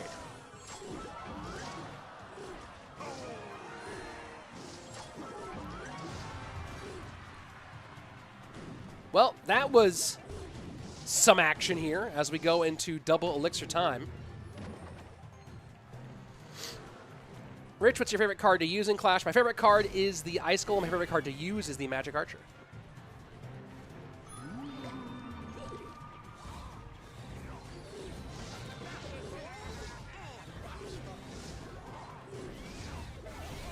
Sean and Veronica with the $5 super chat. Been stuck trophy pushing 7,700 trophies. Any recommendations on what to run?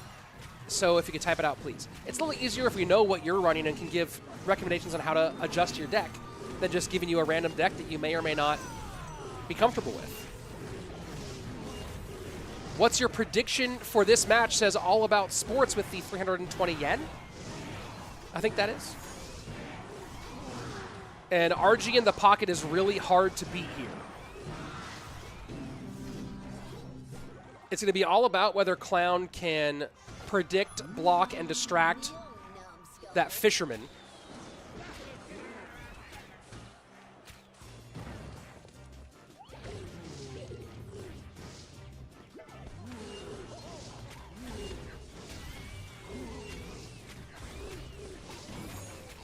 But he's doing a good job of just keeping the cages active. Rage Clash asking, why is there no one playing Cannoneer? Because Cannoneer is banned for this competition as it does not appear in the in-game duel mode. E-Giant gets shut down here. Royal Giant does as well. But it's the King Tower damage. At this point, probably Clown has the advantage because of that King Tower damage. As long as he can avoid a pocket RG blowing him up, he'll be okay.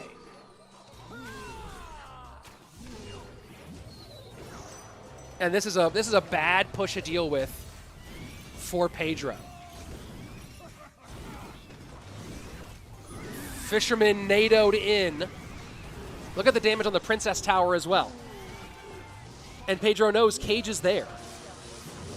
Interesting lightning choice out of Clown.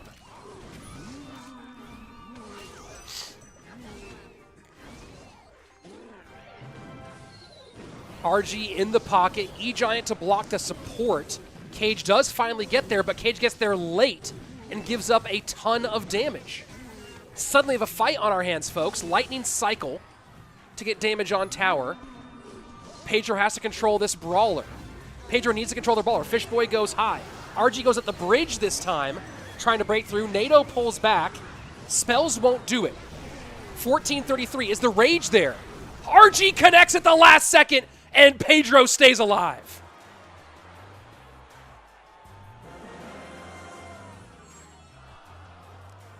Wow. What a finish in that one. Let's go ahead and first we're going to take a look at the early action in this one. This was the early big exchange that turned this into a two-tower game. And they both went kind of with the same idea. You see with the support for Clown, he drops that Electro Giant. And he's low, so he just chooses to support the Electro Giant while the RG goes ahead and takes care of business on the other side. Fisherman not able to pull the Electro Giant off the tower. Baby Dragon goes the full distance and takes care of everything. And then here we'll go ahead and queue up the actual finish.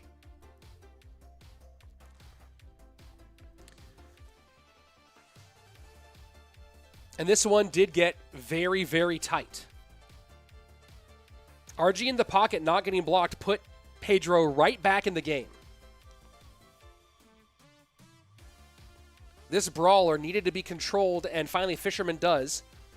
It felt like with the lightning and then that NATO pull that Clown might have it, but just not quite able to keep that last Royal Giant shot off. Let's go back, look at that one more time here. You see all the damage there. Let's go up a little bit further. You see 1415 to 1544. And you're going to see the Guardian comes out. Doesn't really knock the RG back very much. The little Prince does go down. Cage comes out but gets popped so fast. And the RG just needed one. And it gets the one. And that keeps Pedro in the game.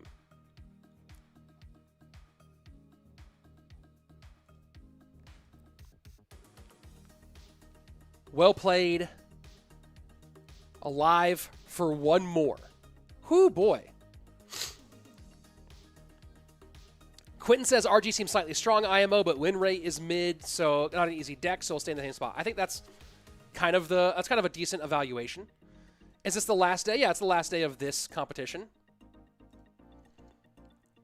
But of course, there's lots more Clash Royale competitive coming up this year. This is kind of the kickoff of the year.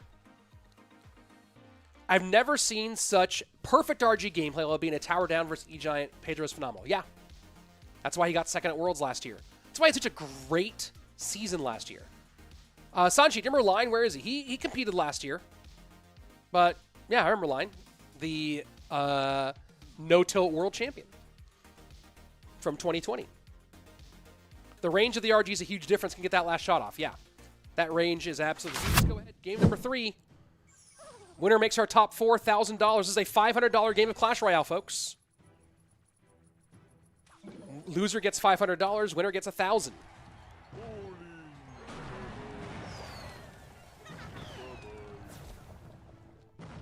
Pedro going Mortar when it's back to the wall. And, you know, of course, Pedro is great with Mortar. You have to imagine that this is something that Kickash was anticipating.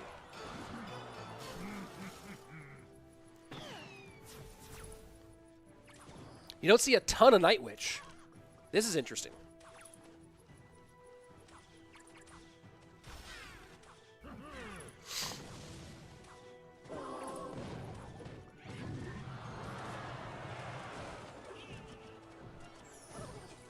And Giant for the kite here. Will it be a graveyard? No, a little low on Elixir to pull a graveyard out right now, although he is up.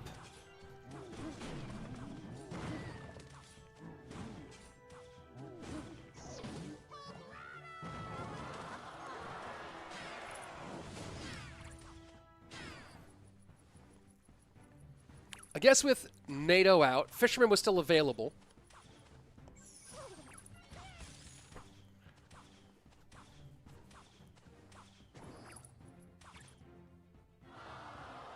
Hog is an interesting choice here.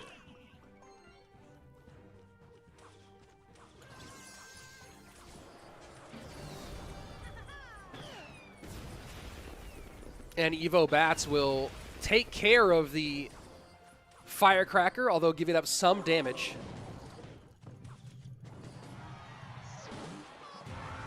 Have I seen Expo today? No, and I don't anticipate seeing Expo. Going for a full block here, and Clown will get it. And now attacking both sides. And those Evo Archers are going to do a lot of work here. Arrows to the right. Not enough Elixir to support this with a graveyard yet. And Pedro defends it really well, ends up even an Elixir after that. This is not the final game.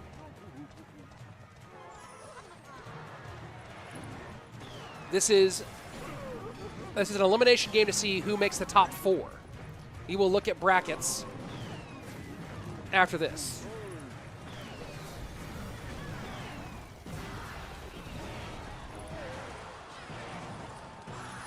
And now finally Graveyard comes in with the bowler to tank.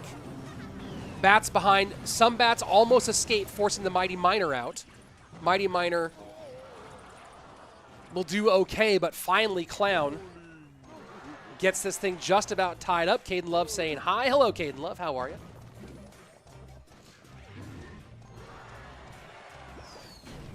Giant Bowler Graveyard. Someone call No Candy Only Wi-Fi, as his one trick has finally become truly meta in the last year and a half or so.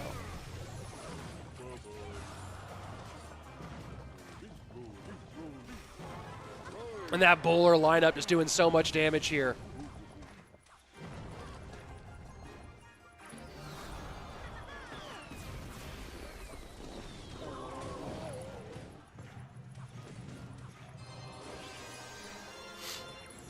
Arrows not in cycle. Snowball might go for the Goblins. Instead, Clown holds off and plays defense. Barely picks up that evolved Mortar. Goblins to protect. Pedro trying to find a way back here. Has a lot of ground to make up.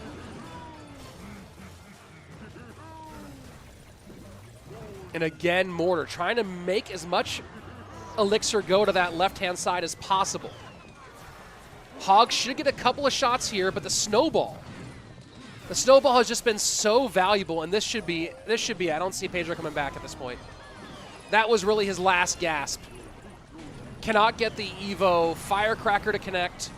Cannot get the Hog to do anything significant. Snowball plus arrows shuts this whole thing down. Firecracker damage is nice, but that's just consolation damage at this point.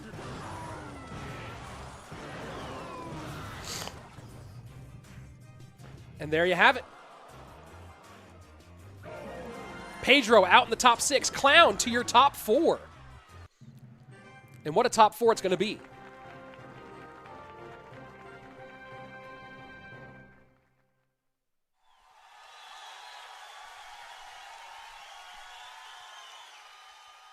Pedro doing the best he could.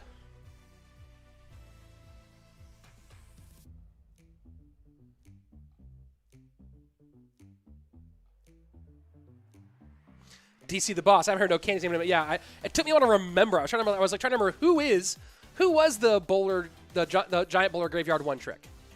It took me a while to remember it. So Droy and Clown, some of the new blood. The Americans will be facing off in the lower bracket semifinal. But they have made top 4. Well done indeed. Clown off to a great start this season. Droy making his mark early in 2024.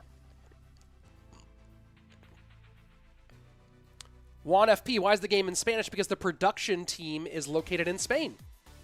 And they're sending me this feed. That's why. We are actually live in tons of languages. Coming up next will be Mohamed Light, or not next. Mohamed Light and Vitor. Is that coming up next? I think we're one more match away. So our final 4, Droy, Mr. Cena, Vitor, and Mohamed Light. What a collection. But to continue my thought earlier, we are live in a ton of different languages around the world. I believe we are live in Spanish, English, Portuguese, German, Italian, French, Japanese, Korean, and possibly Chinese as well. But we have a lot of streamers throughout the world streaming this thing together as we have this great worldwide event. What's my opinion on Goblin's Giant Sparky? Blech is my opinion. Do they choose the deck? Yes, they do. Actually, deck choice is a major part of being a top-tier competitive player. Most of these players are working with an analyst or coach to help with that deck choice. How can we become a caster for CRL in a different language? That's a good question. I wouldn't know the answer to that one. What languages currently aren't being supported is a good question. What does Mo do differently that makes him so consistently good? Mo's micro is phenomenal, but really a lot of players have good micro. Mo's macro is what he's really good at. He's phenomenal at, in the early stages of the game, figuring out what is the way to win the matchup, right? And that's why Mo tends to win bad or even matchups more often than other players, is because he's really good at figuring out that particular thing, right? What are the keys to this matchup and identifying that, there's times when I'm sure you've felt the same thing when you're playing a game and you realize maybe 2 or 3 minutes in, oh, this is how I should have played this, right? But it's too late at that point, you're already behind. Mo recognizes that very early and applies that very early, and that's one of the things that makes him great. Who is going against who? Well, our winner's bracket final, one of these two players are both guaranteed top 3. The winner of this will be guaranteed top 2, Mohamed Light and Vitor. The lower bracket final, as we saw a minute ago, will be Droy and Clown as they start right now. Winner moves on to the top 3. Will Mo's matchup be today? Yeah, absolutely. We're going to finish out this tournament today.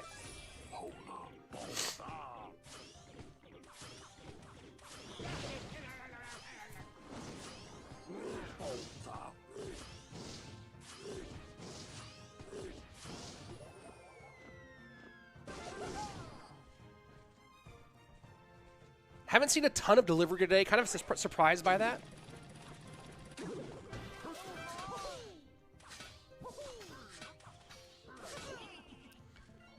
Joy might be going to E-Giant here.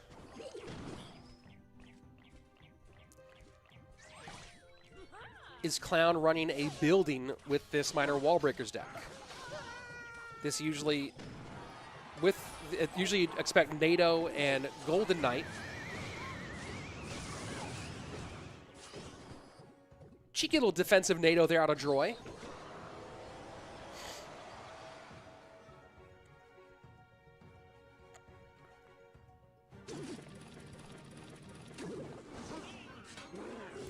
Big Man saying, sadly, there's no live for France. There was supposed to be. I know Weloff was casting it. And I thought there was someone... I thought Wotop was replacing him.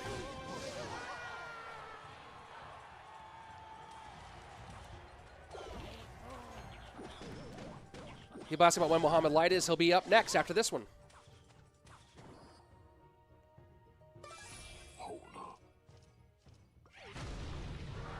And going Golem rather than the E-Giant. Makes sense when you see the Lumberjack out there.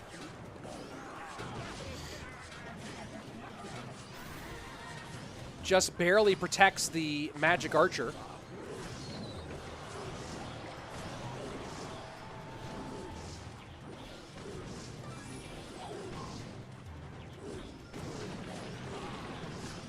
And Clown, a key to victory in this one for Clown is really spamming Magic Archers. Because you look at the deck of Droy, there's no spell to get after it. Right? You can Evo Zap, you can NATO, but Magic Archers are very protectable. And Weloff is live on Twitch, so if you're trying to watch in French, you just got to go to Twitch. It should be in the app for those of you who have the app set to French or in French regions. But yeah, just watch for Clown to try to keep Magic Archers on the board as much as possible in this one, since they are very difficult for Joy to deal with.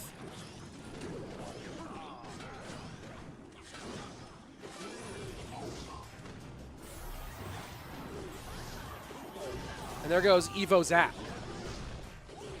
So you have to cycle around to get that. Man, Evo Zap being that powerful is such a game changer.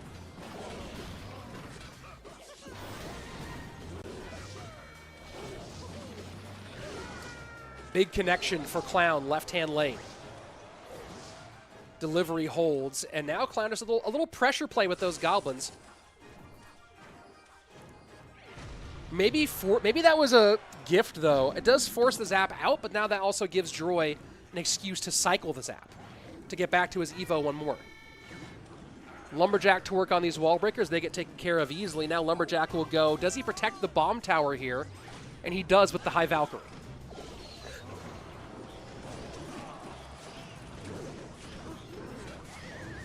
And this time it's Magic Archer NATO'd in. Baby Dragon gets away from the defense and forces Clown to Evo again. Look at the Magic Archer played low here.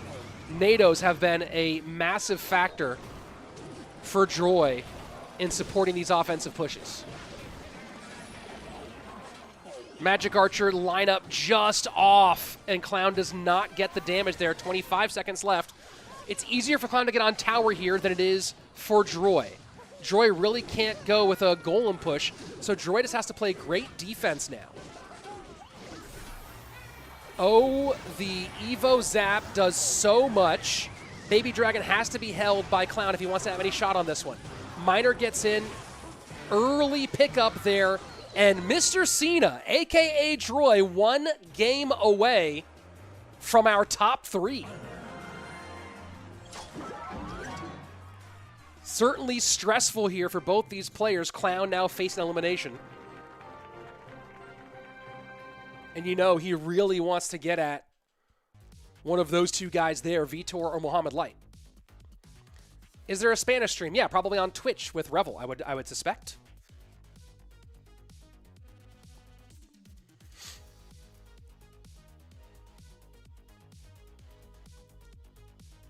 So coming up next will be Vitor Muhammad Light. The loser of that will face the winner of our current matchup, which right now, Droy in the driver's seat. But will he remain there? That's the big question. Now you talk about Droy's achievements overall in his Clash Royale career. He does have a win in a global tournament from March of last year. But beyond that, this is already being top 4 in this tournament, probably his overall best achievement as a player. And if every step he takes further is a bigger and bigger feather in his cap for this one. Made top 50 last year in CRL. Made it to a monthly final once last year, which is really hard to do. So, that's kind of a 50-50 on those two, but this is a big one for him. The competition has been fierce. That's for sure. Thoughts on Mega Knight and Night Witch? They are cards. What's your opinion on the new evolutions? They are good. They are powerful. How can I join CRL? Great question, Gennaro. You can join CRL simply by making top 1,000 in Path of Legends. That's it. You make top 1,000 in Path of Legends during a CRL month, and you are into CRL for that month. Then you have to continue to grow, to go through all the different stages. As a French look, he's so fun how Americans pronounce Welaf? It's a really... I took French in high school, but that's too many vowels for me to figure out what the heck that's supposed to be. Waluf? That's too many vowels. I'm sorry. I don't know what's going on there. Favorite player to commentate? Oh, that's a good question here. That's a really good question. Let me think about that. What's your opinion? I already answered that question. Rich, what's your favorite card? I've answered that question many times today. No face cam? Here's my face cam. Let's go ahead. Jump into game number 2. Can Clown stay alive, or does Mr. Cena continue this awesome opening performance for 2024?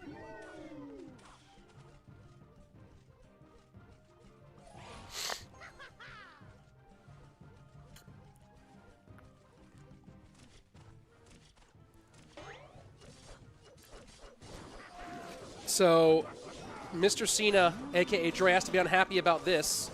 Playing Fisherman, seeing the recruits. Mother Witch will be helpful here. But again, recruits almost specifically designed to be a counter. How can I get Spectator Badge? There is no Spectator Badge available right now. The last CRL Spectator Badge, I believe, was in 2022. And that was only for World Finals. So there's no Spectator Badge you can get right now. If there's one in the future, my suggestion is to keep watching. What's your go-to deck in a slump? That's actually a great question. And for me, it's probably some variation of Splash Yard. Stefan saying, so you're not going to say who's your favorite player to commentate? I'm just thinking about it. Mo's obviously phenomenal. Wallace has the big reactions, so I really do enjoy commentating Wallace's match because he gets so pumped and so into the action. Morton, obviously, I've been commentating his career now for going on 7 years.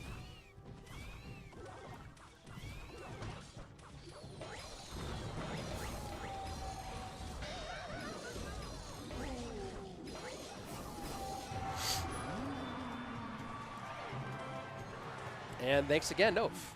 RG in on the right-hand side.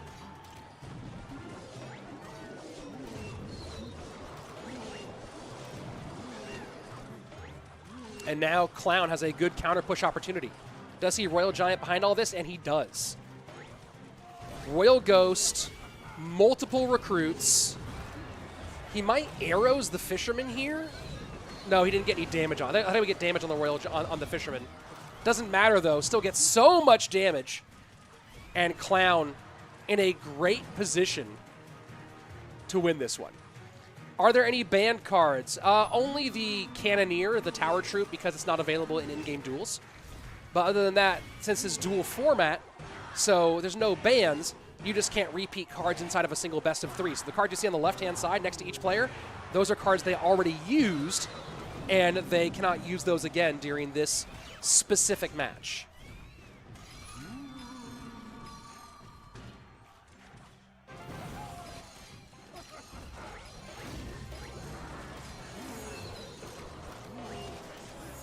Clown has to be careful here. Evo Royal Giant can still do lots of damage. And he's not in a super spell cycle situation.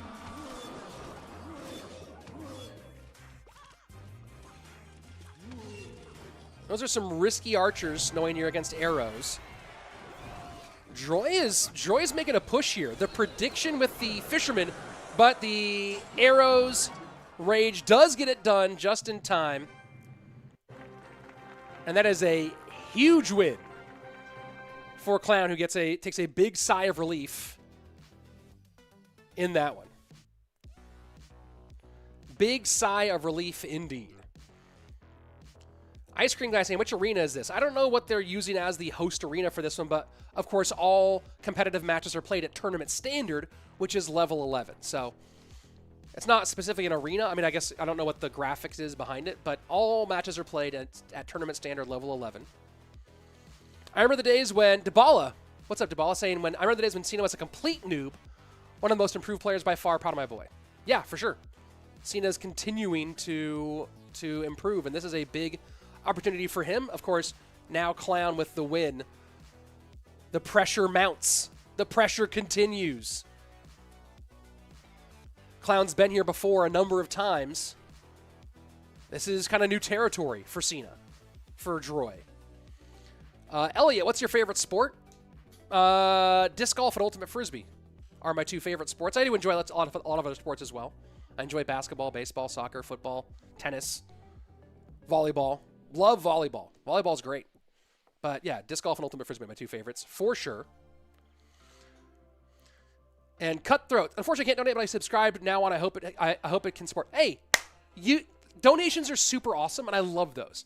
But honestly, all of you being here, watching the stream, being a part of this community today. Let me just go ahead and check this because I think that we've had like a huge jump overall in subscribers today, which is always super fun, super cool. Let me go ahead and just double check this because we had about 103,000 before we started today's stream, and we're now at almost 107,000. So a lot of you have jumped on and subscribed, and you know what? That's more. You being here is already great enough, but you subscribing is even better. So thank you very much. Very cool ways to support, and I super duper appreciate that. Tossing Plastic saying beach volleyball is the hot ticket, absolute blast. I like court volleyball. I prefer court volleyball. University of Texas women's volleyball is now back-to-back NCAA champions. Their team is so fun to watch. They're going to have a good team again this season as well. I don't know with the loss of Asia O'Neal if they will still have a national championship level team, but they still have they're still returning Madison Skinner, who's a phenomenal hitter from the back row. Their setter is really great as well. So yeah, overall, it's they have a really great team. Hopefully, going for the three-peat here with Hook'em Horns with Texas volleyball. Evolution changed meta soon. I miss old Clash Royale. Do you? Things change. That's life. Nothing stays the same. Can they use Hog 2.6? Yes, they can. Should or will they? Absolutely not, because it's not a good deck. It's a fun deck to learn. It's good like at lower levels, but it's not a competitively viable deck at all. Even with Evos, it's not really competitively viable. How good is Texas State University? I don't know how good Texas State is at volleyball, but University of Texas is two-time national champions back-to-back, or multiple-time, but two-time back-to-back. Am I from Texas? I'm from California. I live in Texas. My wife's from here, and her whole family went to University of Texas. My dad went to University of Texas, so yeah, no, we are big orange bloods here in the Slayton household. Let's see. Rich, are you top 1,000? No. I'm a talker. That's what I do. I talk nice. I talk good words. Are you excited or nervous with Texas joining the SEC? Yes. You know what I will say? Getting A&M back for football will be great because not having the A&M game for the last few years has been a real drag. So having the A&M game back is going to be wonderful. Can't wait. And yeah, A&M, you're going down. Going down hard. Here we go. Game number 3.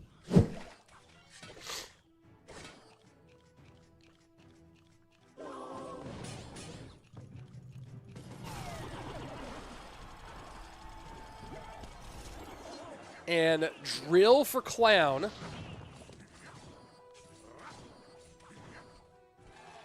And with none of the main splash counters played by Mr. Cena, by Droy. No Dark Prince played, no Royal Ghost played, no Valk played. But with Knight being here, I also don't think that Droy is playing a specific splash counter for drill.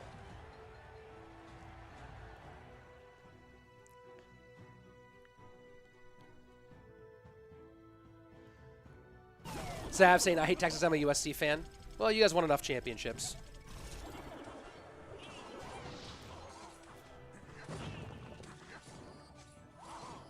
So Knight will be the primary. Skelly's and Log also for drill counters for Clown.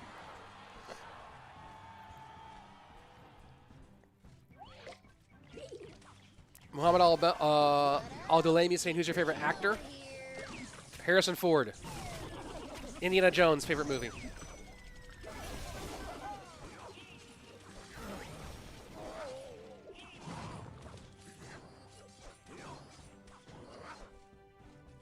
So far, so good for Droy in these drill defenses.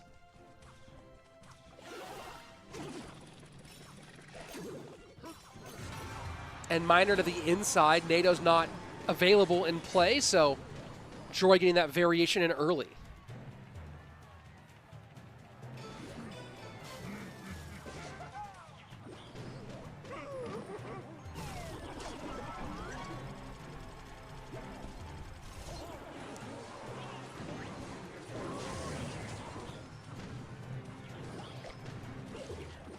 Interesting deck here. Poison Zap, Drill.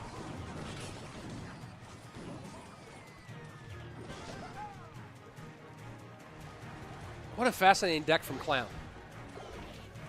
And again, some folks might go, hey, Rich, I've seen this deck 1,000 times.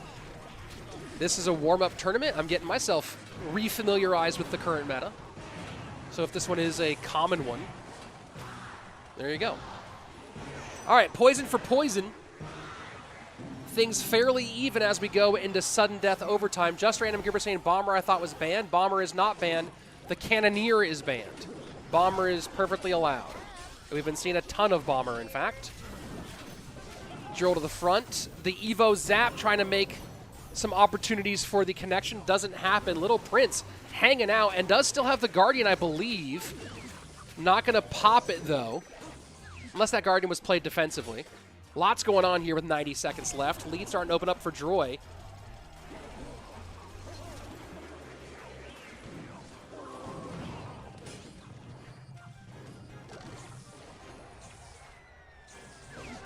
And an offensive delivery here. What a fascinating choice. Fire Spirit does pick up the Miner.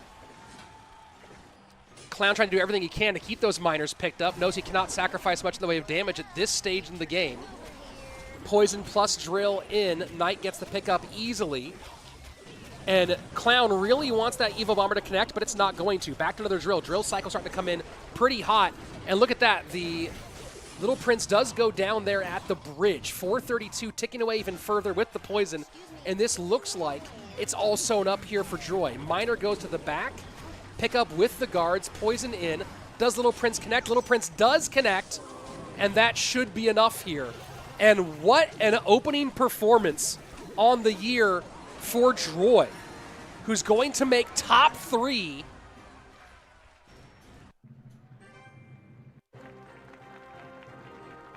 The delivery was for the Evo Bomber. I saw people saying that there.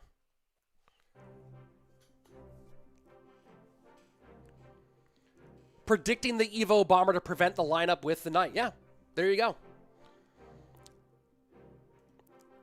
Like I said, I'm catching up to the new meta.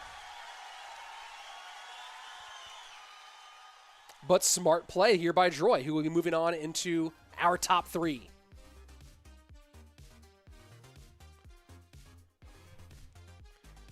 And some people said it nicely. This guy didn't.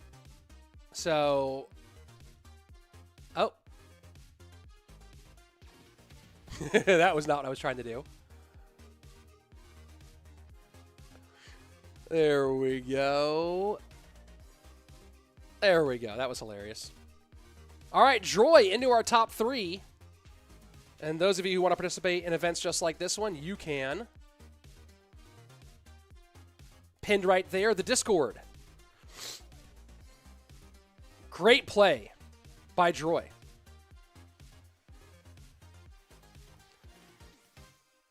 And Vikram saying, if a Mega Knight evolution comes into the game, yeah, I feel you. Evangelo saying, is log bait version good in your opinion for the tournaments? Not usually, but on occasion. Emerelic saying, you got any kids? Yeah, I have 2, a 5-year-old and a 1-year-old. There you go. Cute kids. Here we go. Vitor and Mohamed Light coming up next. Look at our winners bracket here.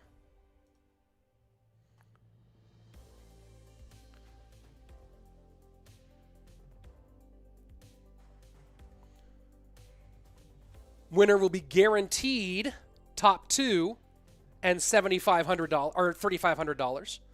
Loser will drop down and play against Droy for the chance to come back up for a shot at the championship.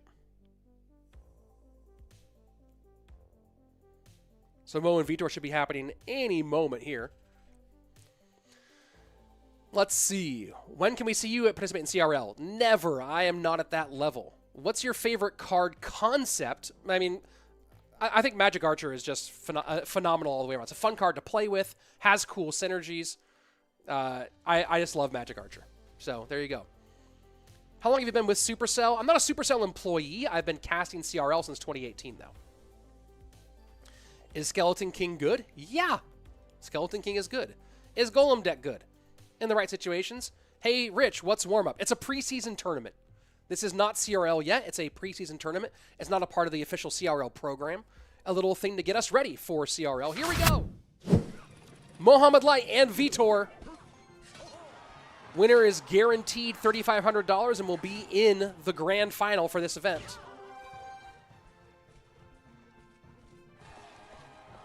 Andy Volton saying Magic Archer fave, but Bomber bad. Yeah, Magic Archer costs 4 elixir and does not give you that one big hit. Whereas Bomber, that Evo, I don't have a problem with Bomber. The Evo Bomber for 2 elixir is really overpowered with what it does. Very different cards. Oh, the Mega Knight makes the choice to go a totally different direction and gets a huge jump and slam on the right-hand side.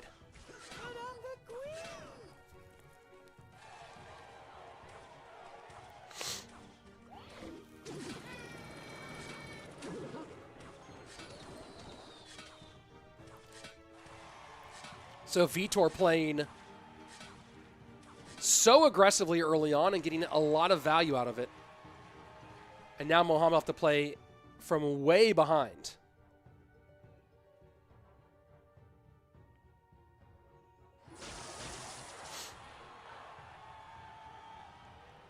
Sucketh Ram saying, wait, this is not the grand final? No, because we just saw Droy win. Excuse me. The winner goes to the grand final. The loser goes and plays Droy. And then the winner of that one will come back and play in the grand final.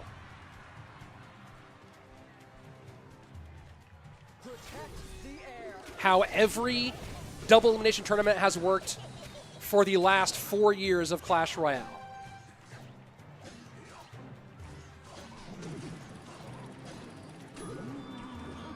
Loon in, Queen nowhere to be found.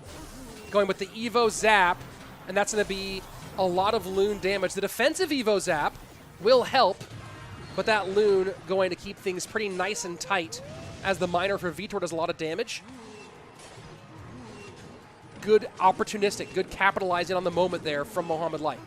Defensive Miner just to make sure there's no tomfoolery with that Mega Knight. And once more, just the sneak throughs for Vitor wall breakers connect on the left-hand side. I think the second time for us seeing this MK wall breaker deck today.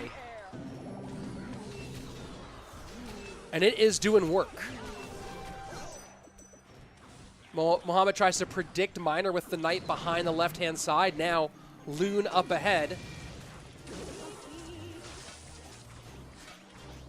Are arrows available? They are, but they are late. They will get onto the Archer Queen. Lead very slim in favor of Mohammed Light right now. Good pickup by Mo on that Miner to the inside of the number 3 spot. And now clearing with the Evo Zap at the bridge. 573 to 544.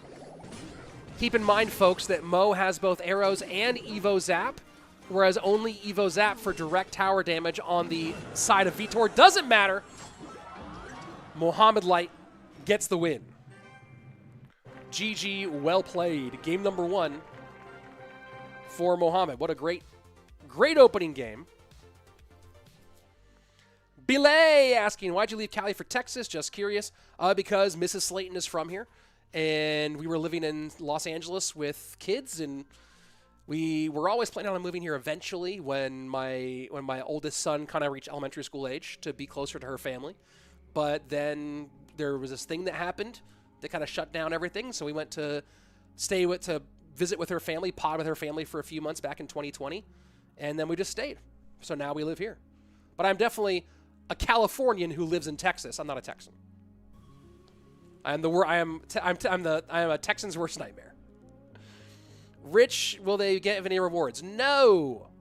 Where'd the purple sunglasses go? What purple sunglasses? Which 2 cards do you think have the best chemistry? Magic Archer NATO. Hey, do you watch football? Texas football, hook 'em horns. Lower bracket winner must win 2 sets against higher bracket winner? Yes, correct. Just like every double elimination tournament. Rich, why did they do level 11 instead of max levels? They've always had tournament standard as a lower level than max levels. It makes competitive gaming more accessible for more people. So yeah, it's been like that for quite a long time. What do you think the worst card ever on Clash Royale is? Oh, good question. I don't know. That's a good question. I didn't think about that. Where is Mugi? Probably Japan is my guess. Clash Royale or Clash of Clans? Clash of Clans is a great game, but what are you watching right now? That's your answer. Rich Bro from Bangladesh, love you. Mwah. Thank you very much for everyone who's watching. And here we go. Game number 2, Mohammed Light with the advantage.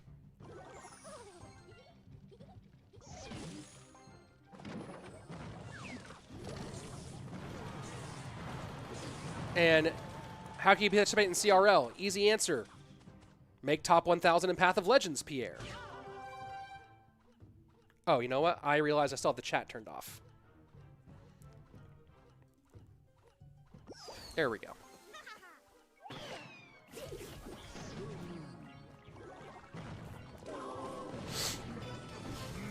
Lots of pigs. Good damage here from Mo to start things off. Hey, Mega Knight out. Why not go Royal Hogs? Barbarian Hut worst. I mean, Barb Hut is both not a good card because it should be not good. It should be... Barb Hut should be underpowered because it's not good for the meta. It's not good for the game, in my opinion. So, yeah, Barb Hut. Glad it's in one of the worst cards right now.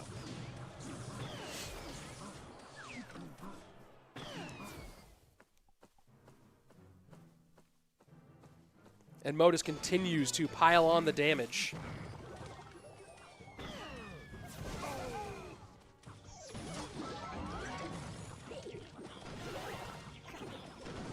And Mohammed Light getting a lot of damage here in this exchange.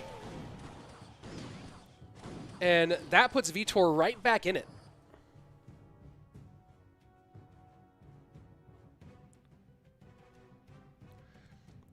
You know what?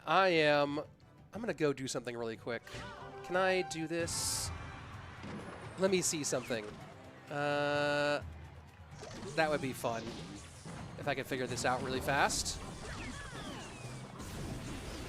Where do I... You know, I'll do it next time. Gotta do some channel cleanup, some customization here. Oh, maybe that'll do it. Maybe that'll do it. Let me That's general. That's channel. Advanced settings. Where are you? Where are you?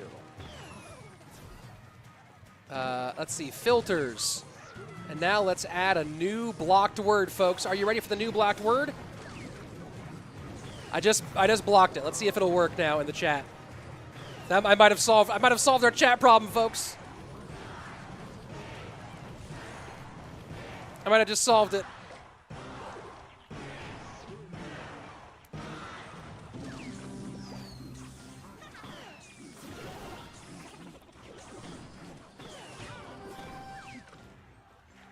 Vitor down but not out yet.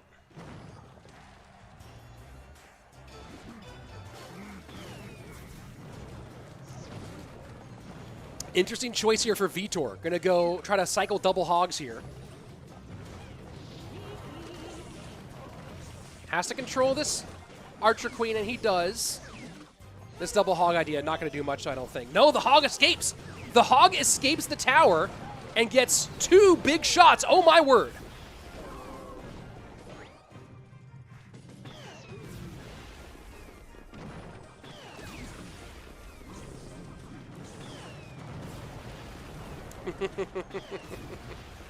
People starting to figure out. Starting to figure out what I did there.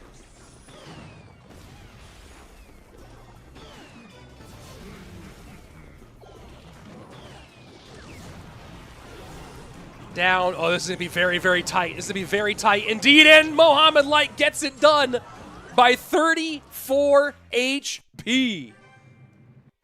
And you see Vitor laughing too. These guys were very good friends. And what a crazy finish. Let me go ahead and queue up the replay for this one. I was a little distracted by all the chat there for a second as people were realizing what I did to change things up. So it'll be Vitor and Droy in the lower bracket final. Let's go take a look at this finish. Vitor pulls just a little bit ahead. The hog comes in. The hogs come in. And now we're down to 494 versus 612. The Hog Rider goes to the right-hand side. Tesla pickup. And Vitor is trying, hoping he can get the Evo Firecracker on it. Burns the pigs a little bit. Tesla misses 2 pigs. And that's really it, is the Tesla misses 2 pigs. And that's why you see the laugh. That's why you see Mo laughing. That's why you see Vitor responding the way he did. Was the Tesla misplace. And that's Vitor's attitude, too. Vitor's been at this for a long time. And he's not gonna have a big emotional problem. Hey, he missed a Tesla. It happens. But that is an unfortunate way to lose that game. But Vitor now gonna drop down and go against Droy for a chance to go back and play against Mohamed Light again. But folks, shocker, shocker. You see those 2 piggies escape there. Who's surprised to see Mohamed Light in the finals? Anybody? As he will be guaranteed $3,500. Vitor and Droy both guaranteed $1,500, fighting for the chance to add 2K to that and face off against Mohamed Light in the grand final. Here we go.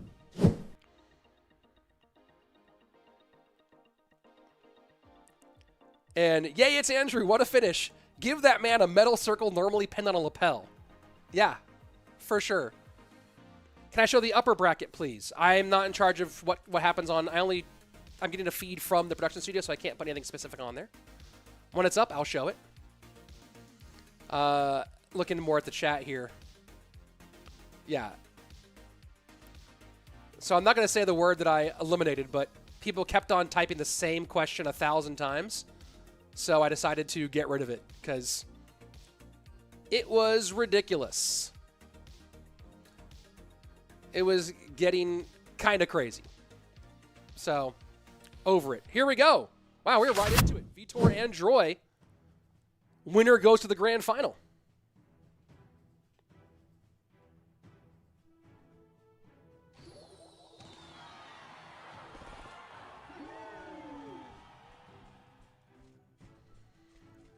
And recruits to open for Droy.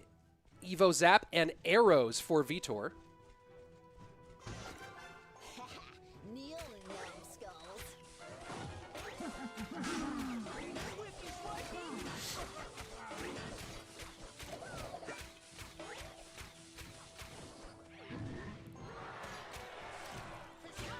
So giant GY, it looks like, for Vitor.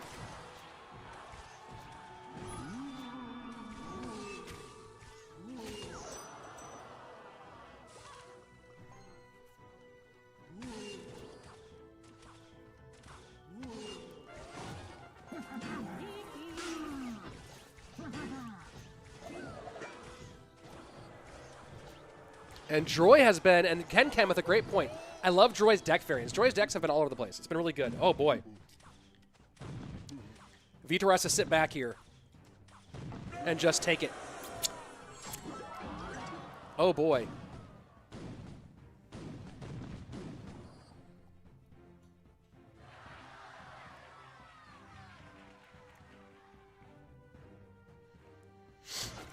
Bold and bashful. Yeah, FODCon. They were both laughing over the Miss Tesla, for sure.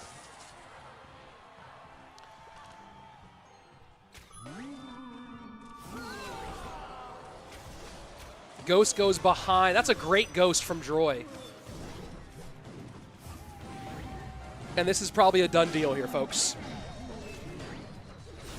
Put game one in the books.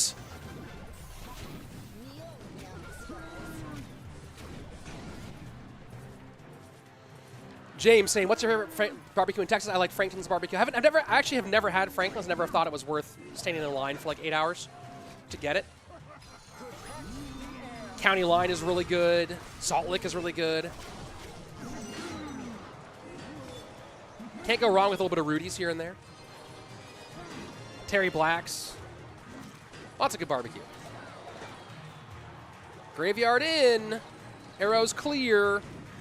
Game one in the books. Droy now 1 win away from our grand finals and $3,500. And a chance to try to go after Mohammed Light for the win. Fish slap. That was a phenomenal one last fish slap right there.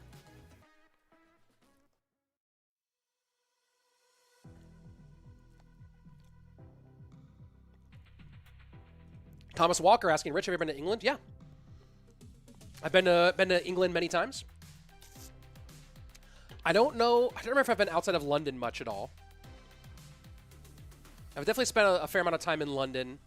Have I been outside of London in England? I don't think I have, actually. I lived in Scotland for a year, but didn't see a lot of England.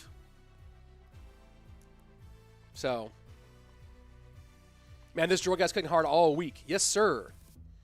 That's the most Texan question I've ever heard. Tried Terry Blackshear. I was there for F1 last year. Darn good barbecue. Yeah, I agree. Reverse sweep coming. Mark my words. Stefan calls reverse sweeps quite a lot. Stefan's good at calling reverse sweeps. So there you go. Good on that. Rich, I'm actually begging you to just tell us. To tell you what? This is the year for Cena and Clown. They're both starting off nice. They're both starting off nice with it, tell you that much. Rich, have you ever been to America? What's America? Rich, what is your favorite card? Ice Golem. Rich, is Skeleton King good with Witch? Witch is bad. What artists do you listen to? Many. Rich, what country do you want to visit the most? At this point, because Japan was high on my list. I want to see more of Japan. I really only saw Tokyo in the 2018 World Finals. I want to see more of other parts of Japan, so that's high on my list to go back to. Thailand is big on my list. New Zealand's big on my list. Brazil's big on my list of places I haven't been. So,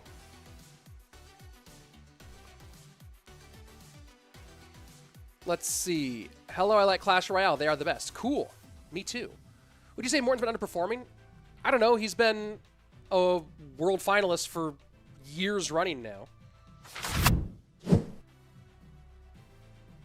Underperforming's a hard thing to say. Big support from Indonesia. Thank you so much.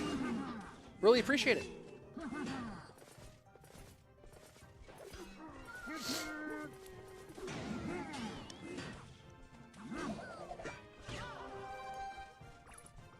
MK versus MK here in game number 2.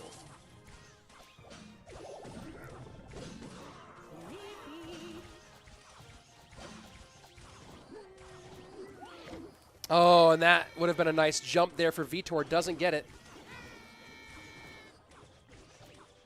So 2 slight variations on the MK wall breakers. Is Droy running a champion here? He already ran the Archer Queen. This deck often runs it, as you see with Vitor. Rich, you're amazing what you've been on Egypt. Cool country, which I'd love to visit. I'd love to visit Egypt. I'd love to visit Morocco. Those would be great places to go try out too.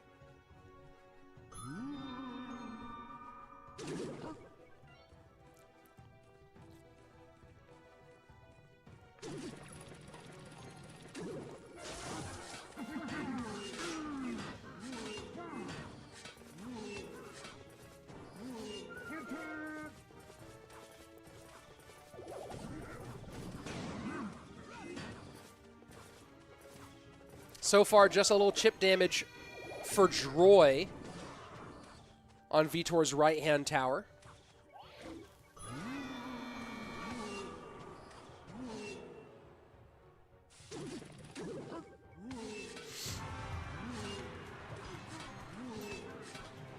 Both players set up MK in the back.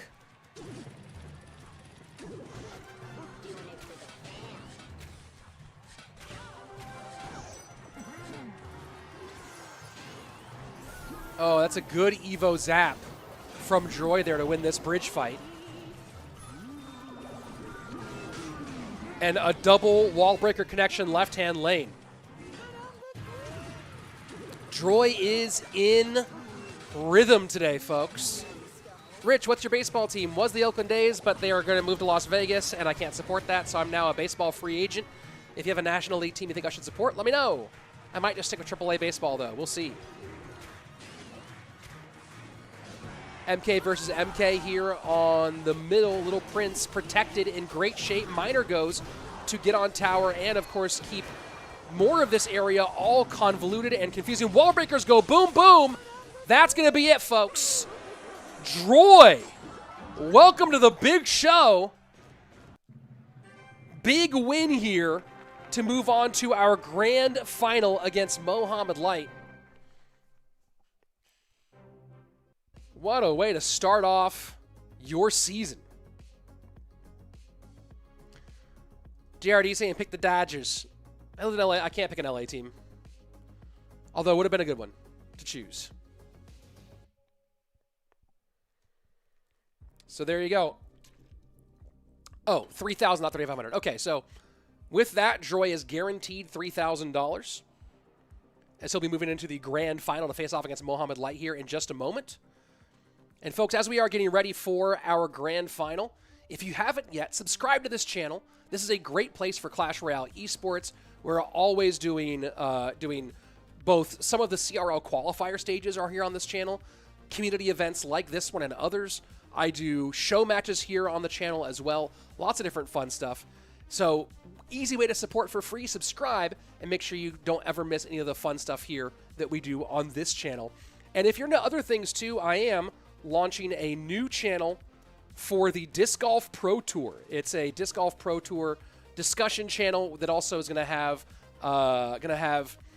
a fantasy sports element combined to it, where if you follow the Pro Tour, you can win stuff for the Disc Golf Pro Tour. So if you want to check out something else I'm doing just for fun, check out Hold My Bag on YouTube, my new project, my new passion side project.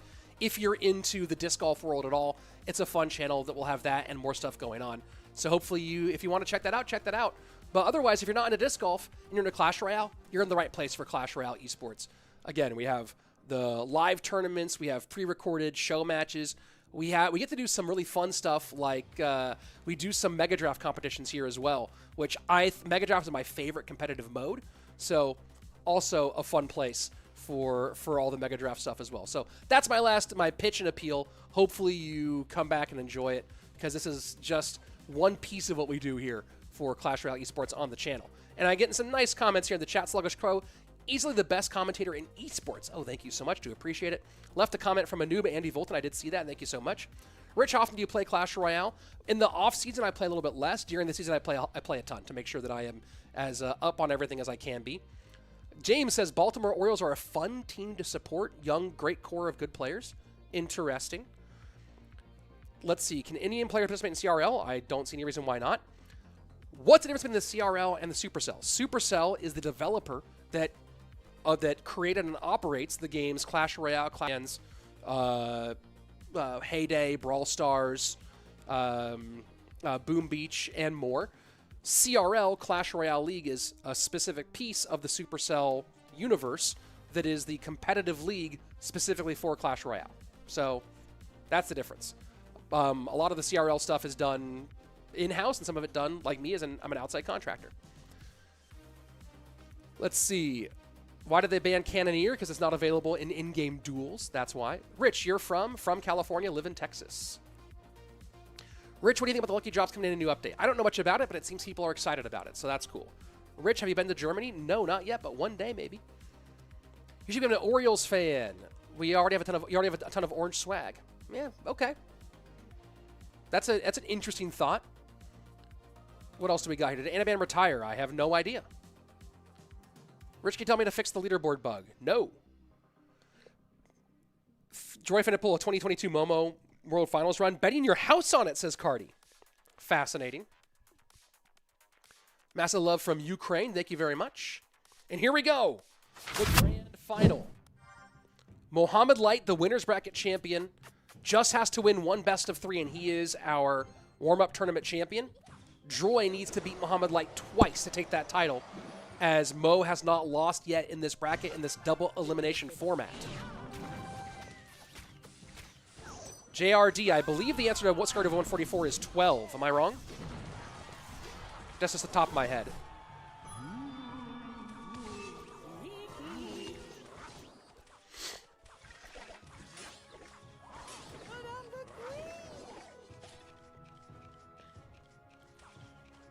So Mortar to open for Mohamed Light here.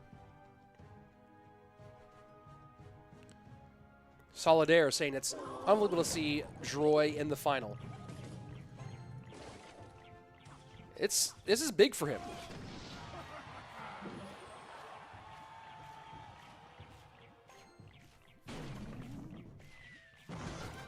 Bold and bashful.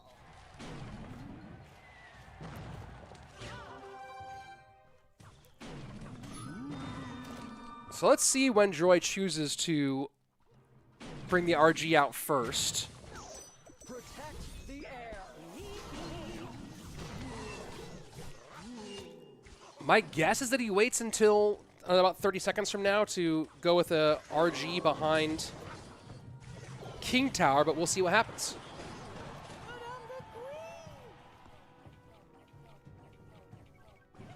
Nope. Goes a little bit earlier.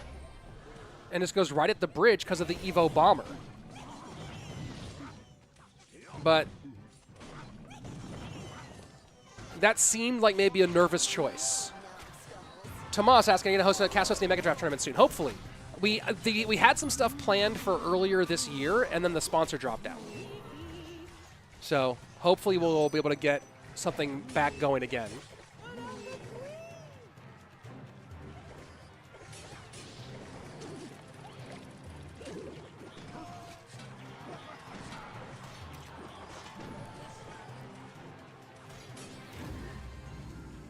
And RG goes to the strong side for Droy. His mother was player of all time. Yeah.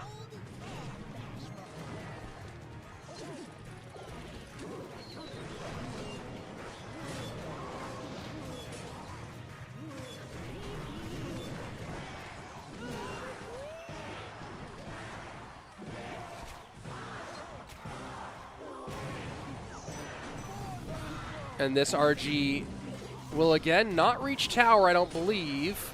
Oh, does get one because of the rage. Gets two because of the rage. Make me look a fool there, Droy. Sudden death, overtime. Droy finally starting to get some good connections. But that's a huge Evo Mortar. Plus the miner goes to the outside with the protection of the Goblin, and that puts Mohamed Light right back in the lead. Stefan saying Droy looks like Mohamed Light's little brother. Actually, I've met Mohamed Light's younger brother at World Finals, and he is very tall. I think Mohamed Light's younger brother is like 6'2", maybe 6'3".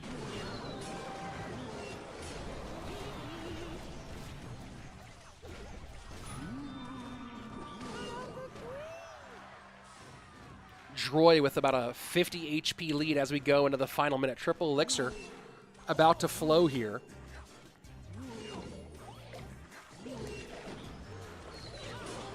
Bomber is just creating problems for Mohamed. Miner and Mo's just playing kind of the fun game here where Droy expects alternate placements and Mo just back to the safe spot again. 993 to 915, 33 seconds left. Ghost up the middle. Knight to protect and kite away from that Evo mortar. 786, 915. RG will not connect. Minor Poison should win this at this stage.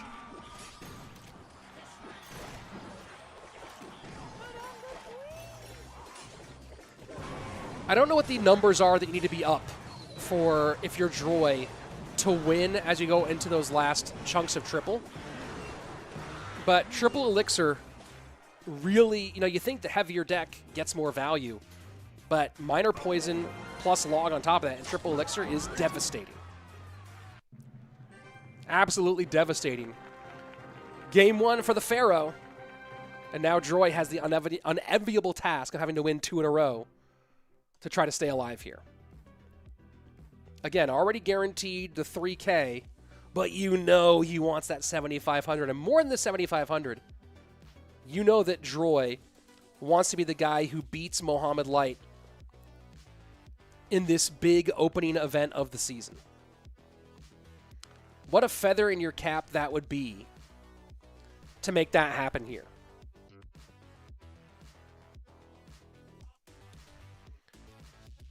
Can we please nerf Miner? I'm not in charge of that. The goat sipping tea. I'm trying to see what else I'm catching up here. You can sense the pressure. Yes, Florin in particular coming off of Droy. There's just nothing like it, right? You think about that effect of the Tiger effect, right? You're on Sunday in playing golf and you're 1 or 2 strokes ahead of Tiger Woods and you see him chasing you. That effect that puts the pressure on you, right? You know you can't make mistakes, and that makes has made so many golfers crumble. Same kind of thing here. Slayton Jomez collab when? One day. A couple of disc golf memes have made it onto Jomez's Instagram account, so that's kind of fun. But Slayton Jomez collab, maybe one day. I was just on Debate Night, B-Rad-B, if you actually watch. I was on Debate Night a couple weeks ago, so if you watch that from the Foundation podcasts, I do my thing. Rich, Mo or Droy? Come on, folks. I like Droy fine, but Mo, what's the time in Texas right now? It's 12:45 in the afternoon.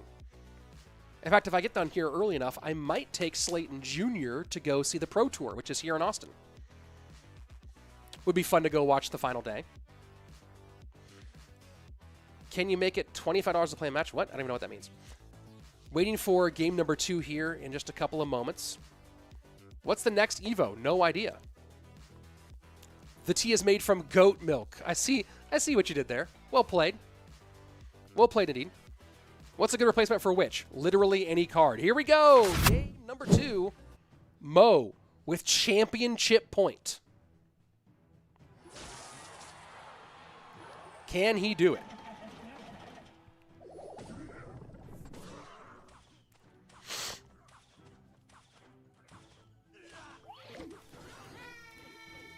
Can Droy overcome the stress of this moment?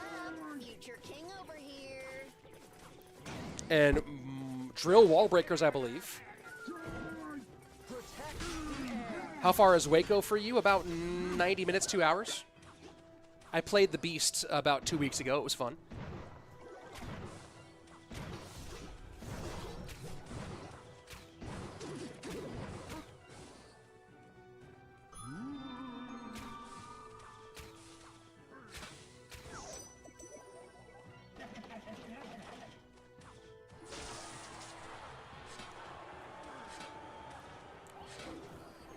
Wall breakers to the right-hand side. They should require a response. Zap to clean up from Droy.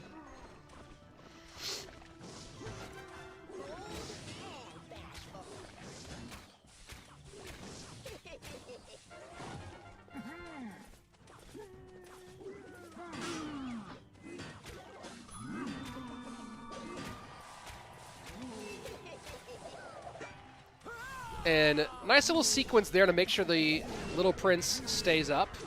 Mega Knight, or Dark Prince not available right now, so wasn't worried about that all getting clumped.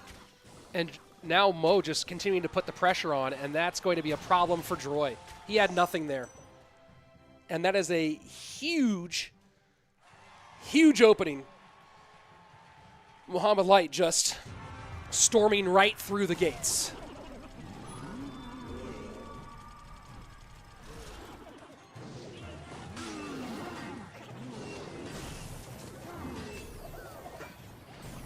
And the Evo Zap clears the skeletons off the board.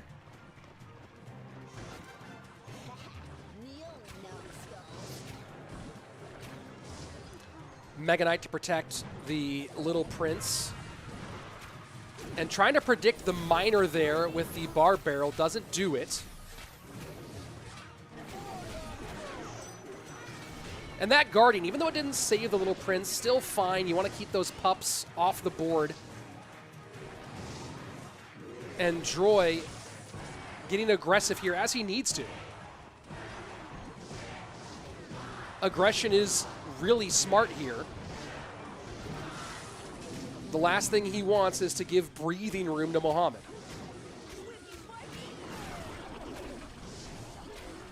This is a key drill here. It goes to the back, Wallbreaker's to the front. The Miner comes out late and a Goblin gets on and that's it. Was it ever in doubt? No, it was not. Evo Zap to finish.